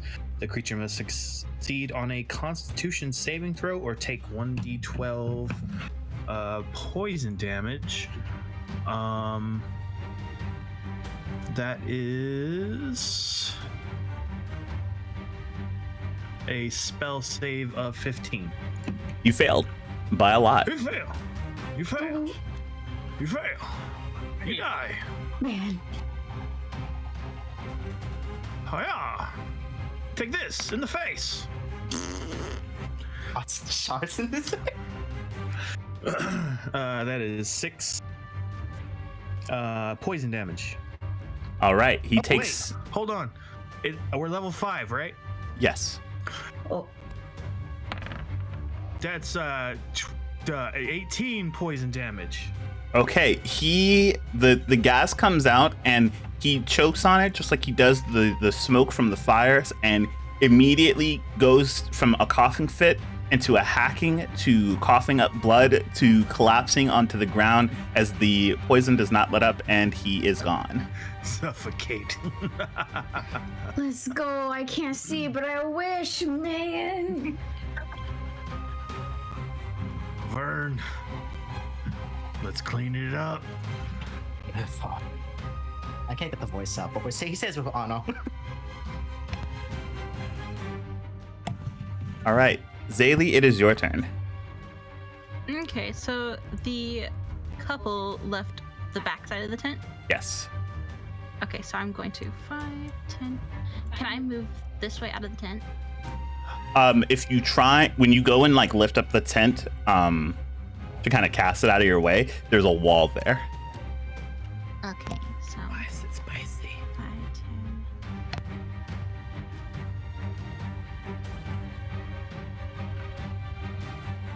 Okay, then I'm just gonna go out this other way then.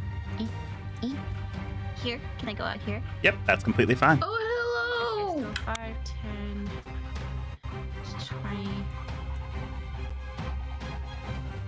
So here, I can see everyone now. Okay, wonderful. Hello, welcome. Oh, you look horrendous. Isn't it fantastic? We've been doing what we can.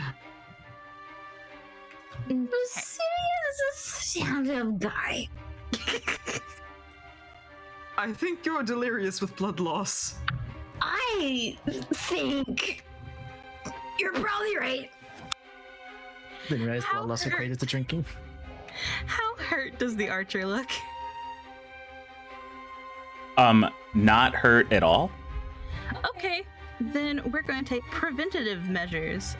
And I am going to start to cast a spell, and I need a constitution save from them. As I try to cast blindness, deafness on them. My DC is a 16.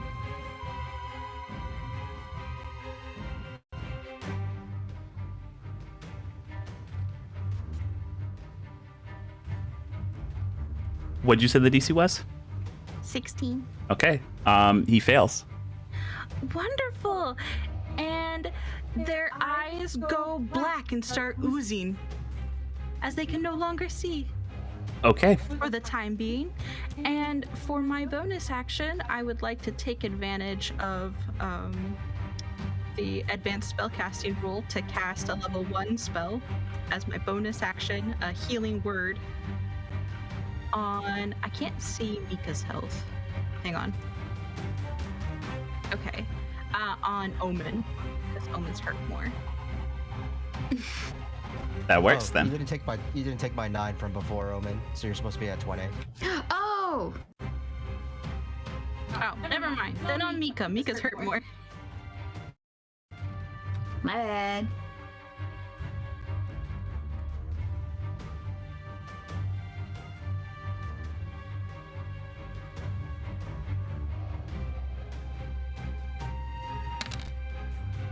So you get 7 points of HP. 24. I'm back to where I started after the first round. Yeah! Whoa! Okay, so you see the archer, his eye, like his vision goes black. He cannot see at all. He knows from the last thing that he saw, there were a ton of enemies there, and his friends had all been killed, and he was confident he could have gotten away until he couldn't see. So he does the only thing he can possibly do. He puts down his bow, takes off his quiver, puts that down, gets down on his knees, and starts begging. Oh boy, I was just about to ask if you could keep him alive. I have plans for him, actually. I won't even stop you, actually. Do you want to help? Do you want to watch? I will watch, but I'll turn around because still I have deniability. Oh, fair. And with that, with him being the last combatant and deciding that this, despite not even taking any damage, he decides that at the very least, whatever he is going through or whatever is about to happen next, if he can escape with even his life, that will be worth it. No. There's one more bastard that ran out of the battlefield. Yeah, but he's probably gonna die in the forest. Unless that's a secret searching. tool the DM's going to use later. I'm searching for him. I want to hunt him down. Okay, you know what? Roll me a... It's not going to be super hard, but give me a survival check. So you're looking for Okay. someone who's just running as fast as they can through the woods. So they're not trying to be stealthily getting away. Can I assist him in looking for this person? Absolutely. I can say that you both decide to take your chase into the woods behind them. Let's go. It's literally a horror movie. Just come back here. That one. That line. As everyone is going about circling the archer and they're going hunting for the random person, I want to go towards where I saw the orc and the gnome. Oh yeah, they bailed.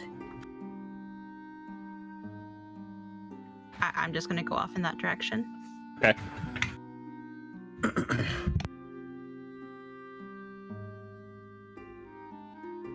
It's fun playing with the shadows. I never got to before, so I'm just like, Woohoo! Chase them down. Yay. Oh, I'm gone. I'm left the map. I'd like to say, depending on who we focus on, first of all, Obsidian's intentions are going to start with taking as many of the weapons off of this guy as possible while he's still blinded, including his bow. I'm gonna basically do a pat down. Vern, you moved yourself out of even my power. Where have you gone? Goodbye, Bird! Hungry. Vern, come on. You have ascended into another dimension. I'm in the fourth dimension, baby. Please return to us if you can. If you can't, all right. Wait, This wait, Vern, wait. just I if you can't. can, just hit like Control Z or something. If you can't, I've got to spawn a new you. I'm sorry. I'm pressing Control Z as best as I can, but I can't. Hold on. Nope. Okay, just make it new. What happens when you step out of bounds and roll 20? Shit, bro. Wait, I got him. I saved him. Oh, hey. All right, that was actually more dangerous than the combat you just went through. Somebody Alrighty. must cast banishment on him. All right, but I'm gonna say that you both are off in the woods. I will let you know after that roll, if you were able to catch your quarry. Give me just a moment. Oh, Um, wait, I rolled of- an advantage. My bad. No, you're fine because he was helping you, so that you're both out there searching. I want to do something a little creepy while we're looking. Let's go. As we're tracking through the forest and we're both looking for like footprints and signs of broken twigs and stuff, if it looks like we're getting closer to our quarry, I want to use thaumaturgy to make like terrifying laughter 30 feet around me and just kind of scare the shit out of whoever we're following. Okay. Verna would have been like a wolf, or like a really dogged hyena or lion on one fours and just pouncing and running through the trees. Slow down. So Says, while that's going on, you all three of you have this archer basically at your mercy as he has this black ichor that's kind of running down from his eyes, and he is essentially just saying, just slightly above a whisper, just don't kill me, just don't kill me, just don't kill me, just don't kill me, just don't kill me. I'm gonna kind of like help Mika with a pat down as Obsidian wipes some of the guck off of his cheek and just says, you're okay. As long as we are able to cooperate and can be given possession of any of your weaponry, then we can have a conversation, yes? I'm dragging him. I could also walk him closer to the middle of the camp, so it's harder for him to escape. Yeah, Okay. let's swikle him. You grab onto him, and he does, like, he tries to get on top, like tries to get back to his feet, like just to like make him not get drugged through the mud. And at the pace that you're going, you just don't even give him the option. No. Right here should be good. All right, and I'll throw him right. Right where Obsidian is. Yeah, there we go. You've all managed to confusedly wander your way into surrounding him again, and that was hilarious to me. You're not gonna be surrounded, just surrounded. But he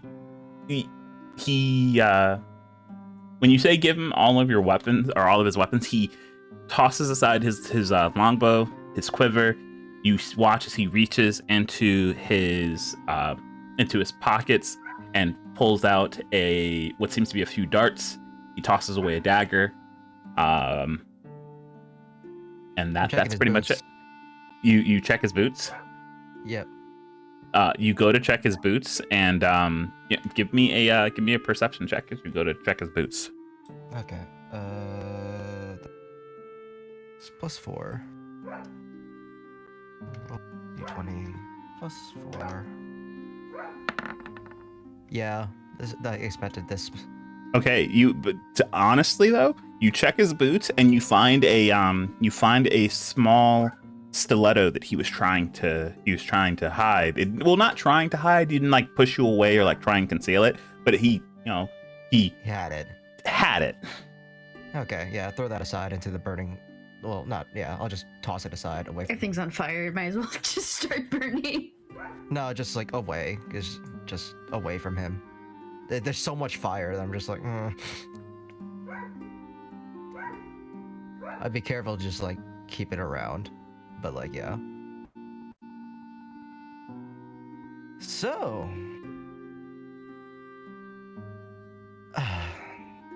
first of all, ow. Second of all, nice shot.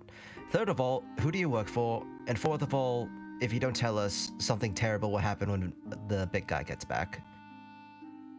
And then I'll undo it, and then he'll redo it, and then I'll undo it, and then he'll redo it, and so on and so forth. You understand, right? Right? Point being, it's in your best interest to cooperate. I'm gonna take the most. You know what? I don't even know if you have points in it or if you're proficient with it.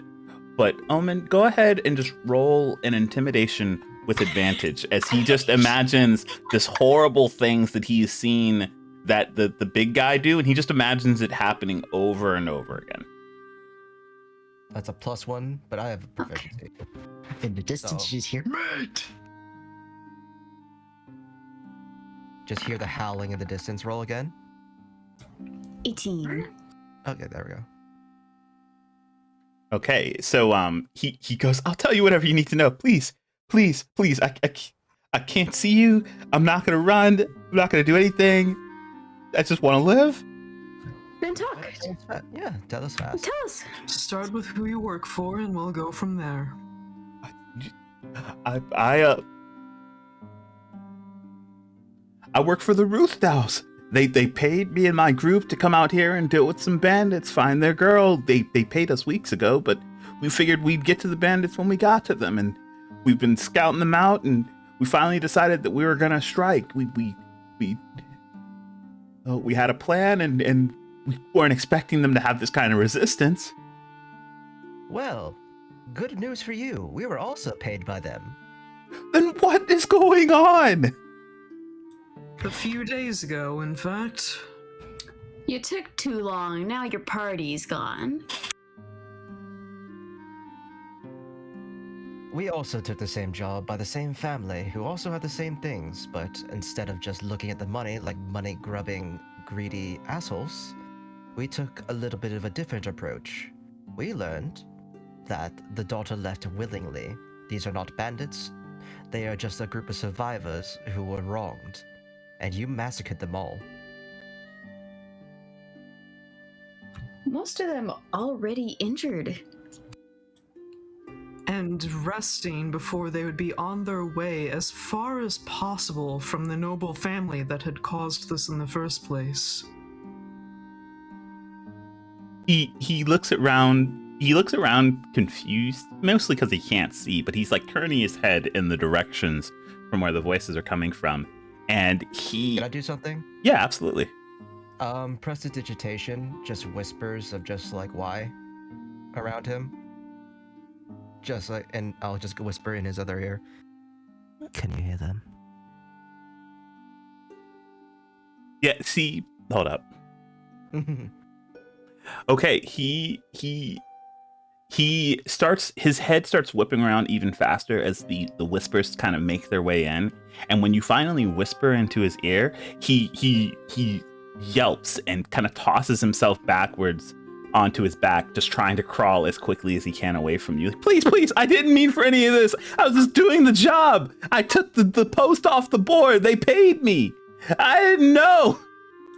I'd like to have like set my shield down so that as he's crawling away, he'd crawl into it and have nowhere to go. We're not here for your life, thankfully. Good thing you gave up. And if your friends had listened, they would be here as well. They didn't Listen. seem to care that even though there was someone of the Knight's Order here, and this would be considered act of treason against the crown, among other things. I didn't know that either. Listen, they're crazy, okay? We met in the town. We saw the post together, and we decided the more people, the better. We would just collect what we could, get paid even more money, and then go our separate ways. This is the first time I'd ever worked with them. I didn't know they were going to set the whole place on fire. Sir, are you aware of the fact that there's a shortage of adventurers right about now? Because you said you're doing an insight? Yep.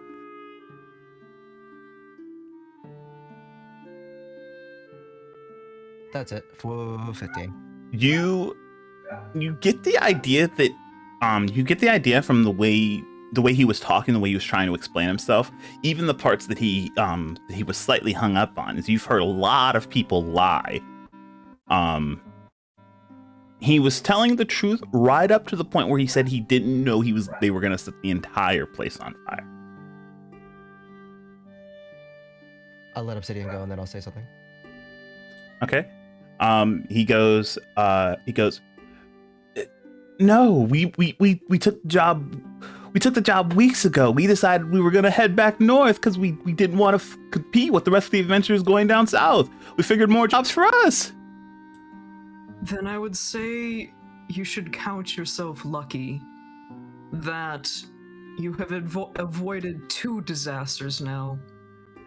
And come the future, should you be lucky enough to survive this point forward, you should try and approach your jobs with compassion.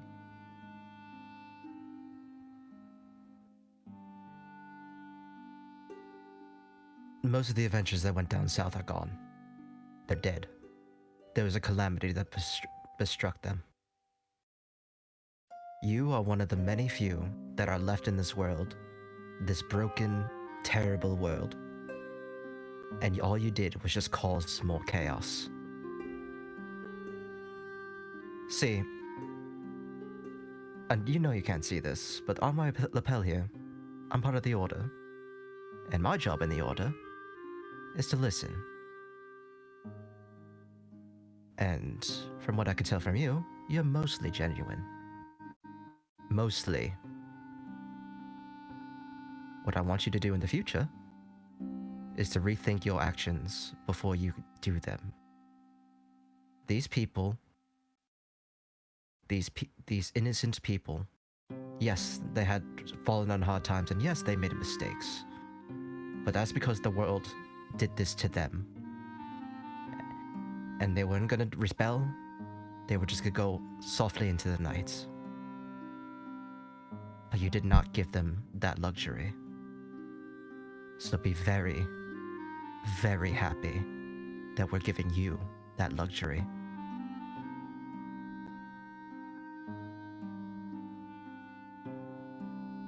He is at a loss as he just hears the sounds of the fire still roaring around, and the only thing more overpowering than the smell of cinders and smoke is the smell of blood and iron in the air. and he falls into a quiet sobbing. Let's leave him be. The spell will wear off eventually, and he'll have his own choices to make. We didn't even have to hit him. That was really cool. You can see a lot without your eyes. You should use them. And I'll go over to each and every one of the adventurers and if there's any identifying markers, as well as the other people that have fallen, except for the charred corpses. I don't think anything remains. Yeah, nothing. Maybe some meat that you don't want to eat. I would be going just outside of the encampment to start digging graves. If you see Vern coming back, tell him that this one's fine. That it's... just calm him down. I have no idea what's going on with him. And I don't care to find out. I forgot about that. I have so many questions. I'm not that familiar with what's going on either, but if he comes back in the same state, I'll do what I can. Omen, you may not be good with words, but you're good with the dead, as far as I can tell, so... Yes. Don't mind. Do you have any, like, last rite passage for these people?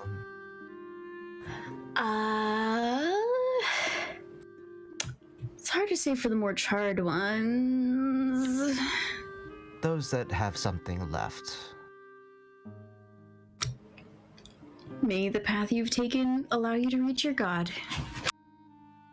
Good enough. And then I'll go and check the rest of the adventurer's body for any tags and stuff like that. Okay. Give me a investigation check as we'll shift our attention over to Zaylee, who had just went and found the only two remaining people of the camp, it seems. I think while they go do that, Omen is like talking about options for moving the arrow.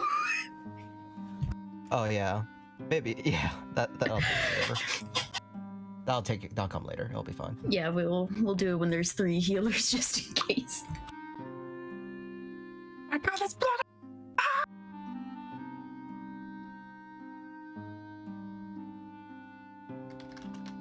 Okay, Zaylee. When you round that corner, you see that standing almost as if the rubble that they had used as a barricade to block one of the small, almost barely visible pathways coming into what was the estate. You see, the last son of the Glimdakas and his fiancée Iselia, standing there looking at the flames and death around them. So Zaylee kind of walks over to them and kind of does what she always does and like kind of straightens herself out a little bit before getting too close, just making sure she's a little more presentable, and kind of clears her throat.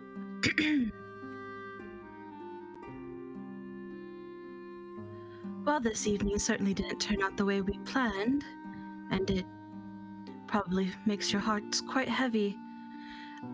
I do hope you find a little bit of comfort knowing I have a wonderful offer for you.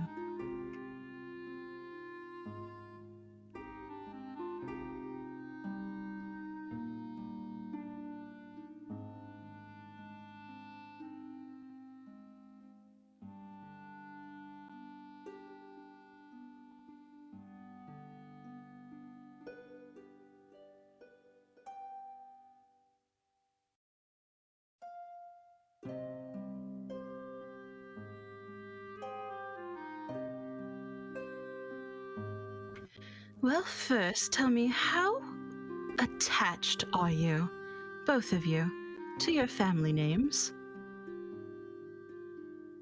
If I were to guess, I would say not much. He starts off and he goes, "Well, I'm the last of my family name. Not much in keeping it." And she speaks up, furious now that she's processed some of her emotions, and goes, "And my name isn't worth anything. If this is all that it amounts to," and she motions towards the fire. So Zaylee extends one of her hands, just palm up,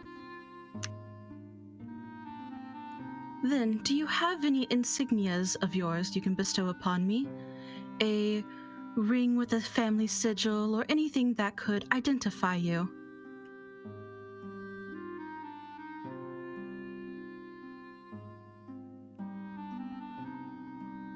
He uh he goes about reaching into his breast pocket, and he pulls out a it's not a ring, but he pulls out a it looks like a small medallion, and inside of it you see what looks to be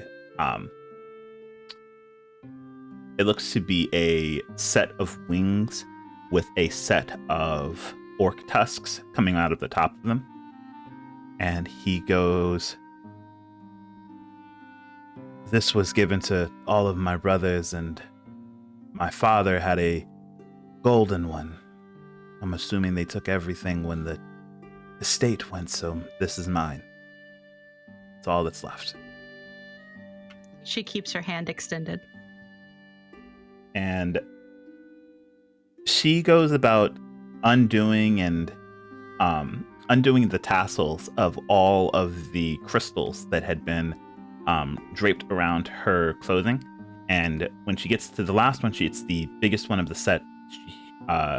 They unclip it from the tassel, and they put it in your hand, almost uncaringly, and they go, "My family coveted wealth, and these crystals were apparently one of the most beautiful things that they had ever found, and our family insignia is that of a shining diamond. So this is as good a marker as any as to my lineage." And when it falls into your hand, you see that dancing almost in the middle of the crystal itself is the family insignia of the Ruthdal. Okay, so she pulls them close to herself and she kind of goes to, she slips them into her bag. Well then, as far as I'm concerned, you both died here. And she looks them both up and down before glancing back at the encampment. And as far as your father is concerned,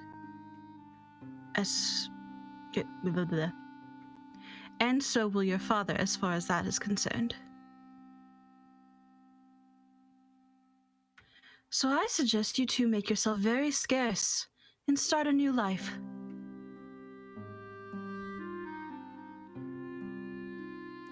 He looks over at her, and she gives a nod before he says, "Then we'll head east.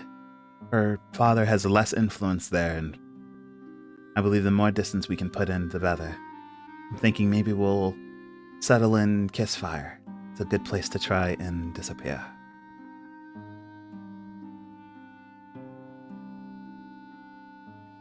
Where you go is of no concern of mine. I don't care where the dead walk.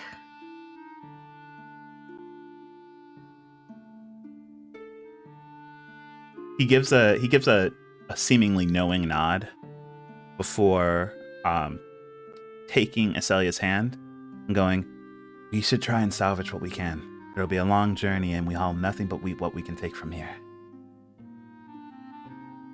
And she gives a nod before they both head off into the camp, trying to pull what they can from the flames that already look like they're trying to go out. Yep, Zaylee will just let them leave. I am going to go ahead and say that they are doing that.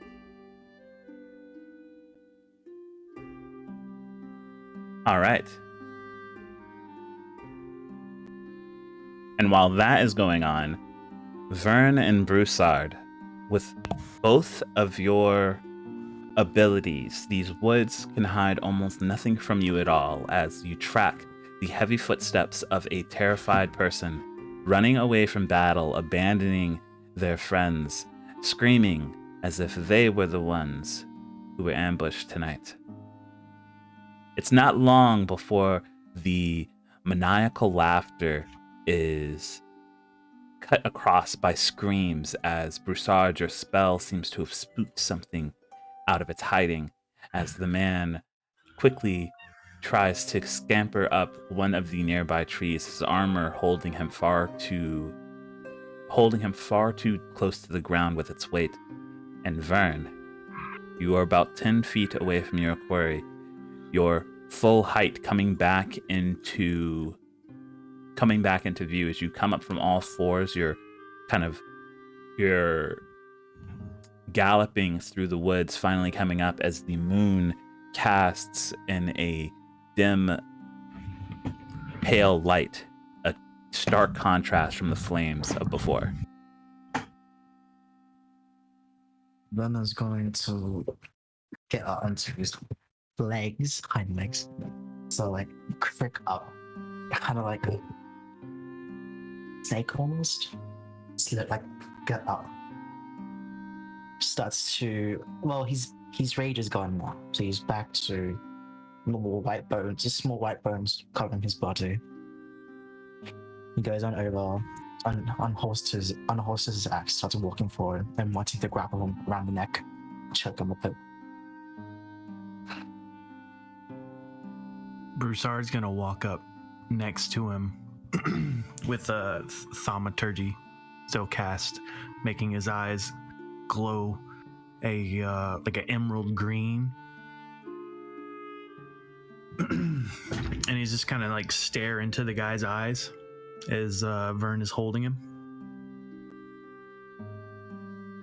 I think you got a couple of seconds before my friend decides whether your life is worth living or not.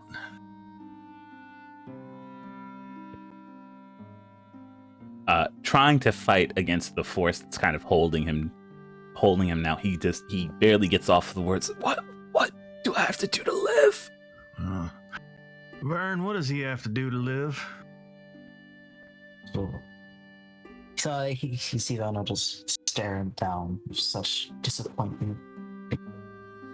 It's like he says the words of, "You run away from your comrades, your friends. You're gonna have to do a lot today. I would kill you now, but no one party want to see what we could do with you." Yeah.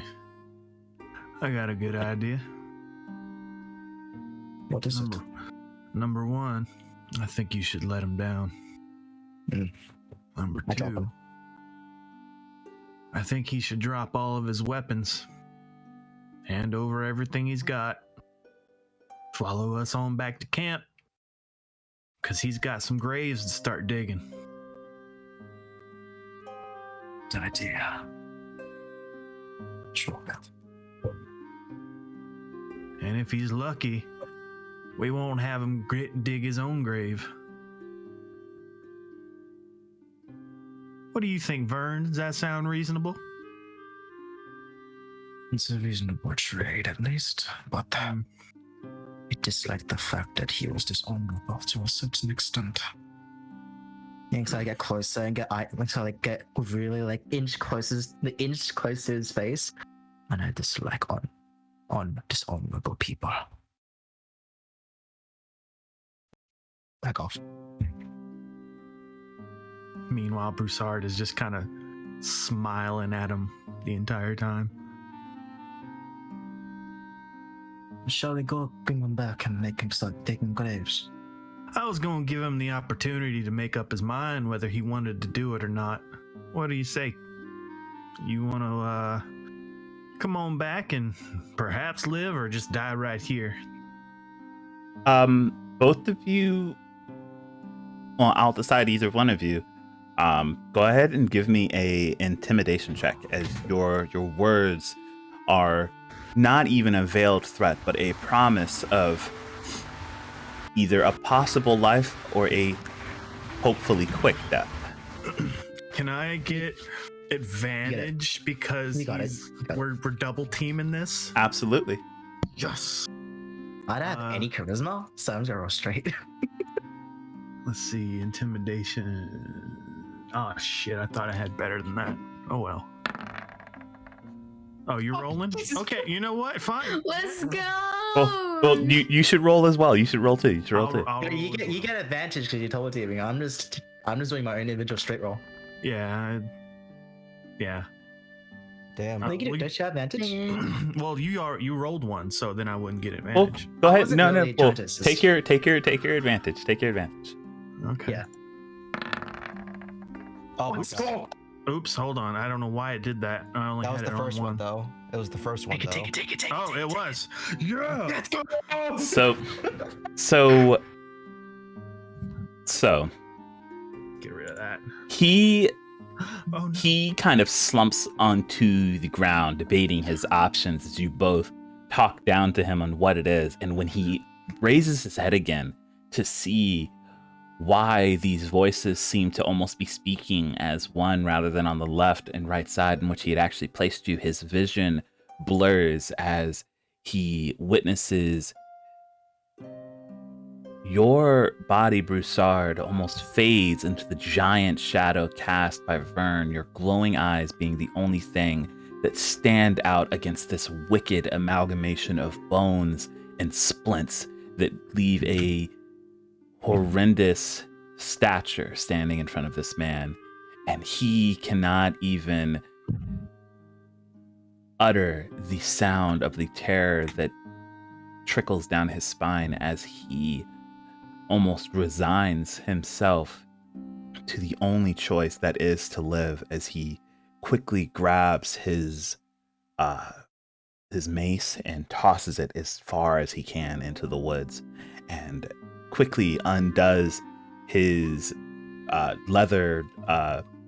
his plate and leather vestments that had the pouches where all of his other weapons and tools were held, and quickly tosses them to the ground. He's now in just his kind of his undershirt, and then his the leathers of his bottom piece of his armor, and he, as quickly as he can, kind of shifts to his knees and then up to his feet, taking whatever he can to shift just slightly away from this single being that he's perceived you all as.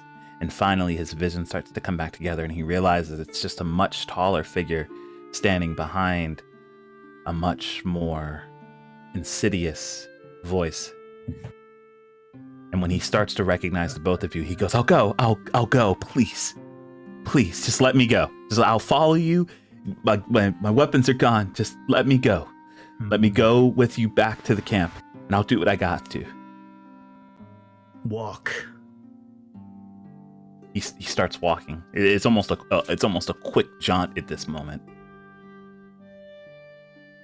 We I start following behind him. I stop following my facade. At this point, the burns would have turned white and they're not black anymore. So he's back to normal-ish, I guess. That's right. You know, Burn, that's a pretty cool trick you do. I mean, it's not something I'm really proud of, but Hey, it's part of it you. helps. Starts laughing, like almost sadly when you say it's almost a part of you. It's a part of you. It's like, yeah, no, but it's something to feel for sure. Yeah, we all got things we ain't too proud of. But sometimes you just gotta learn to live with them. It's a different case for me, I suppose. Yeah. I wouldn't say so. Come on. I do need to tell the others about this too, actually. This is gonna be a long night. Oh, I'm sure they saw you rip that man in half. I said that loud enough so the guy in front of us would hear. Yeah, he is terrified. And you all make your way back to camp just in enough time to catch Obsidian starting with his spade and digging the graves. Oh, he doesn't have a spade. He's literally digging the graves with the use of his stone shield. What in the world? And you, as you wander back towards the estate, or the ruined estate, you see that the flames are pretty much dying down, and Mika and Omen are in the midst of checking each and every of the bodies for identification and anything that might be of use. Hey there, Obsidian. Ah, you both are back. Yeah, we got ourselves a little helper, don't we? He can barely force his voice up. Everything go all right? He's kind of saying, looking specifically at you, Vern. Should be fine. Yeah, I just lost myself a bit there, but Don't worry, I found him. yeah, we found them. We're good. That's good. Be sure to let the others know. I'm sure they were worried. Is everybody all right? As far as I could tell, yes. Mika might still have an arrow in their chest. We might need to take care of that. But I was going to focus on this, although I guess if our friend is... Oh, we stopped him in the forest. He apologized. He said that he was gonna come out here and dig these graves because he felt so bad. Ain't that right? Yes. And he reaches towards one of the piles of the rubble and pulls out a large, a fairly decent 2x4, and just uses that to start shifting aside the dirt. Obsidian will kind of step aside to let him do that in that case, because more pressing matters. Well, you go on and attend to the arrow, and I'll sit here and supervise. If you're sure about that. Do you want me to steer the other side, or should I go back to the others and make sure everything's okay? You can do what you want. I'm gonna check on Miss Rose then. All right. We're going to be good friends. I love Broussard so fucking much. It's the southern accent that does it for me. Love a cowboy. Love a cowboy. I say as the eyes glow intense. Oh, by the way, Vern, this one, he's good now. Well, alright. This one generally has shown remorse for their actions. As long as they are not fighting anymore, that's fine. Mika made them cry without even hitting them. It was really impressive. Wait, really? How do you do that? Yes, I know. I won't hold a class for this. Hello, Zaylee. I want a class for that. I'll pay you. Okay. I'm kind of interested too, to be honest. How's Romeo and Juliet doing? Zaylee kind of pulls out both of their insignias.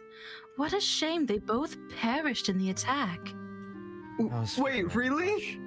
Inside check. I'm just gonna look at Zaylee. I'm just gonna be like, yes. So, who do we blame it on? I was thinking we blame it on the other party that was hired by the Ruthdow family so that we can make her father feel immense amount of guilt. That's an idea. I look at the archer. Let's say this one betrayed his party after they realized what was going on. Oh, right. We got another person from the group back there. Points back towards Prasad and the guy. Two traitors? That's interesting. Is that the one that hit me over the head? Pretty sure it was. I don't remember. Everything's a bit blurry. And Anyway. everything might continue to be blurry until we get that out. Yes, speaking of your injuries. Mika looks down and just realizes that the arrow never left, and as much as they willed it away. Oh. I would recommend laying down first, but we could do it while you're still standing. I think laying down would be better, but maybe not in the middle of a burning. Should I get Prasad? He has magic. Should I get them? Oh, I think I'll he's get them. busy. There's two of I us. think we can handle this. Okay. I'm gonna have to buy something, aren't I? Oh, yes. We should find something for you to bite. Would you like wood or stone? I don't think I can eat I think wood is. I would recommend wood with your teeth. Yeah. You bite onto stone. We'll do that. So, I mean, where I'm did from, we it's find- fairly common. in that time, did we find identifying markers and stuff like that so we can like fully put the blame on these other adventurers and stuff like that?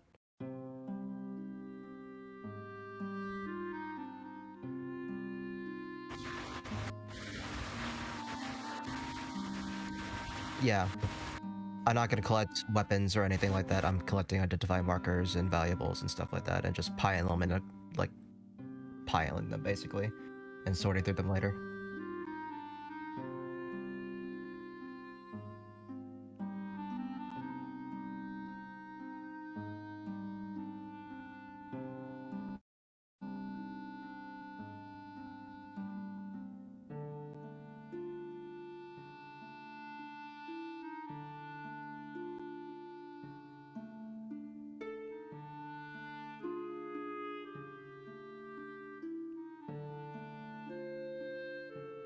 So incriminating evidence.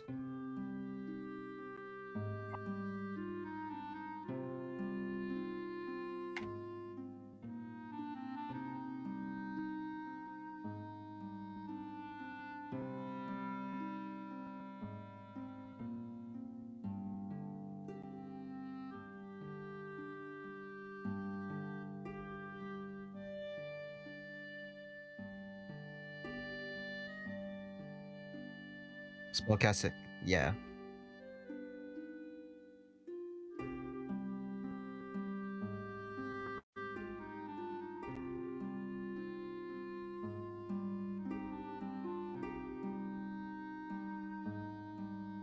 You also see so you have the 2 wands from the University of Arcana, you have the pendant of cord, you had the 260 gold pieces, and you do see you actually do see the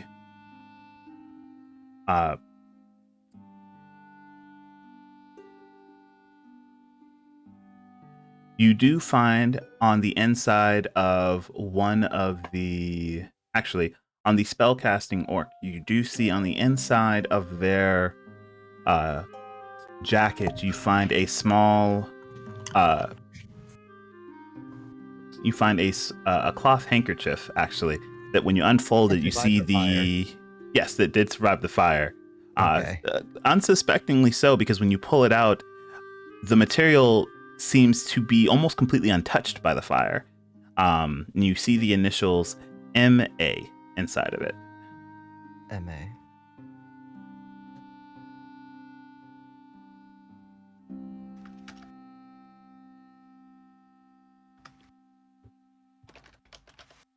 And then from the bodies of the guards that are around it, you find each of them has a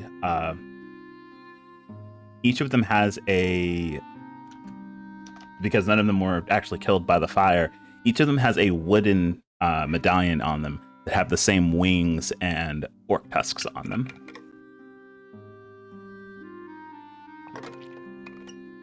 I suppose we could collect this as proof as well that everyone has perished.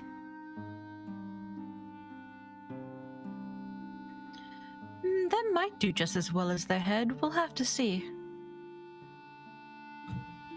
I mean, dismemberment now does save you from being used by a necromancer later. I'm just saying. Let's not disrespect these people any further.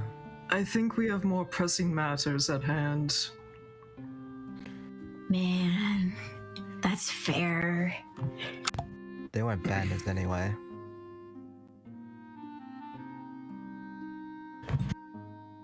Either or.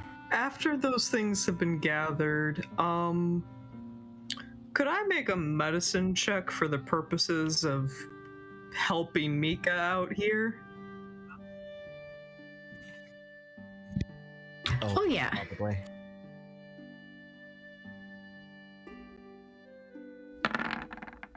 Thank you. 16 plus 7. Oh.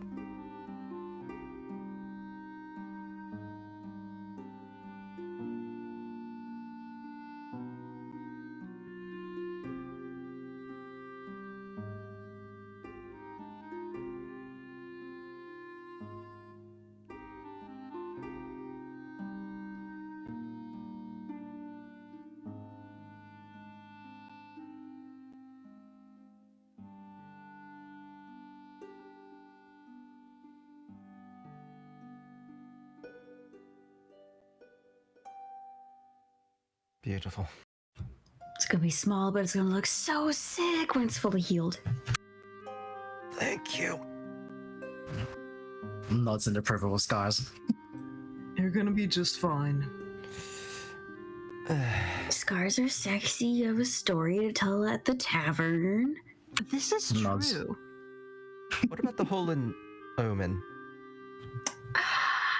Was that healed by magic, or is that like... It's fine. Looks into the hole.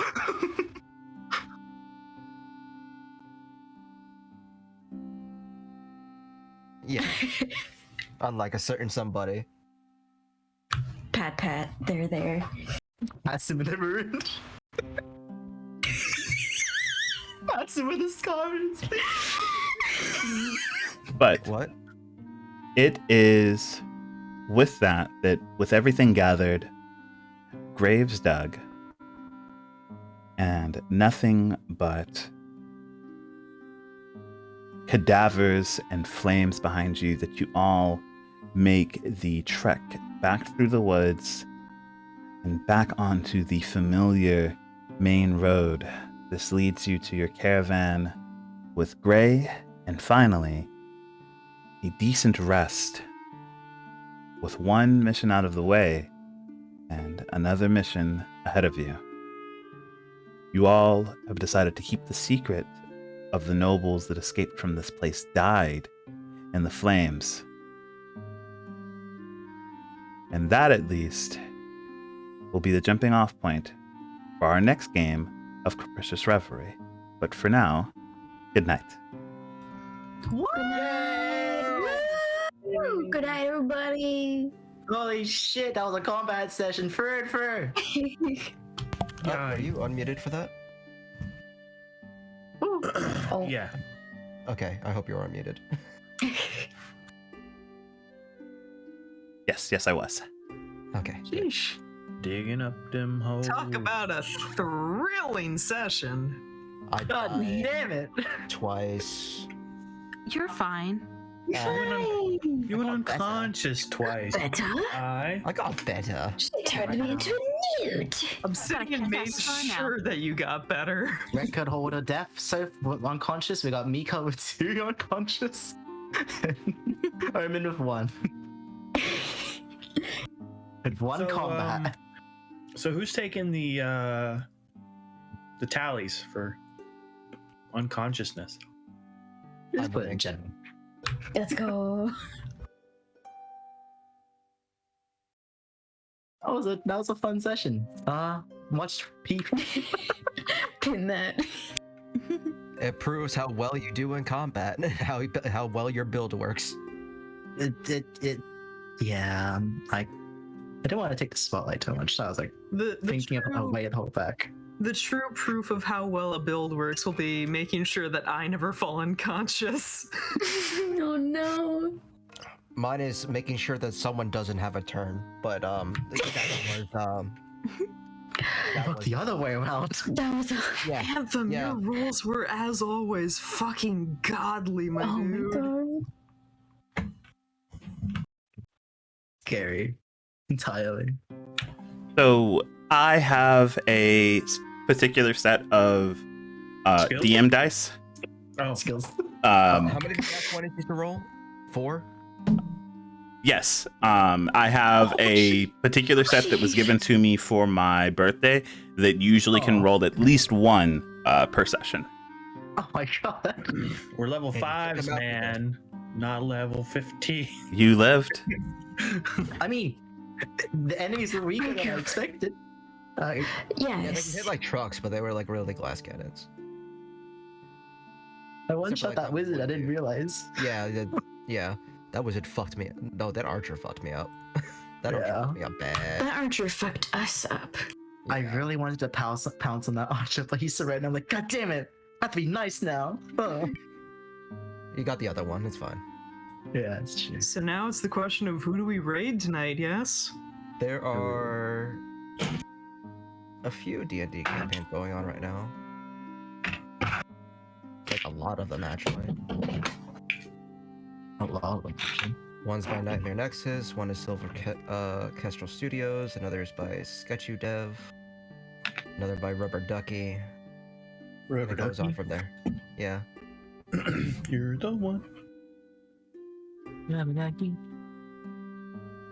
They've been going for 5 hours, 1 hour, 3.5, 2, 50. How's about we raid the one that's been going for the least amount of time then? Sounds fair. Raid. Raid, That would be raid, Sketchy raid. Dev. We Alrighty. raid and then we roll for initiative. Okay. All right, that is going to be our raid message. And alrighty, let's go and see about that raid. I put You it in claimed general in at the the thing. event. There we go. Yeah.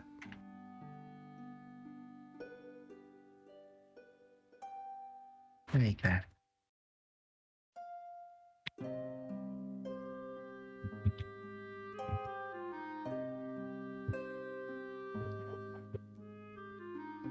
Oh.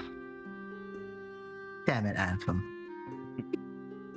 Yep, can't be helped. But if you all enjoyed what you saw and want to see more, we do this every other Tuesday. So Yep. not next week, but the week after that, we'll be having session 4 and we can continue on from where we left off. But otherwise, you all have a good night.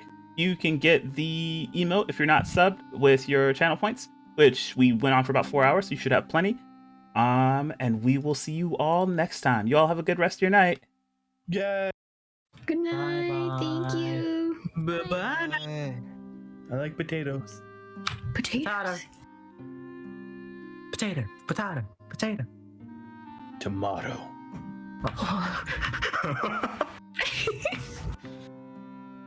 It's over. I like that shroom man. I love him. Whoa. There's a shroom man and a shroom person. There's so No, I many. like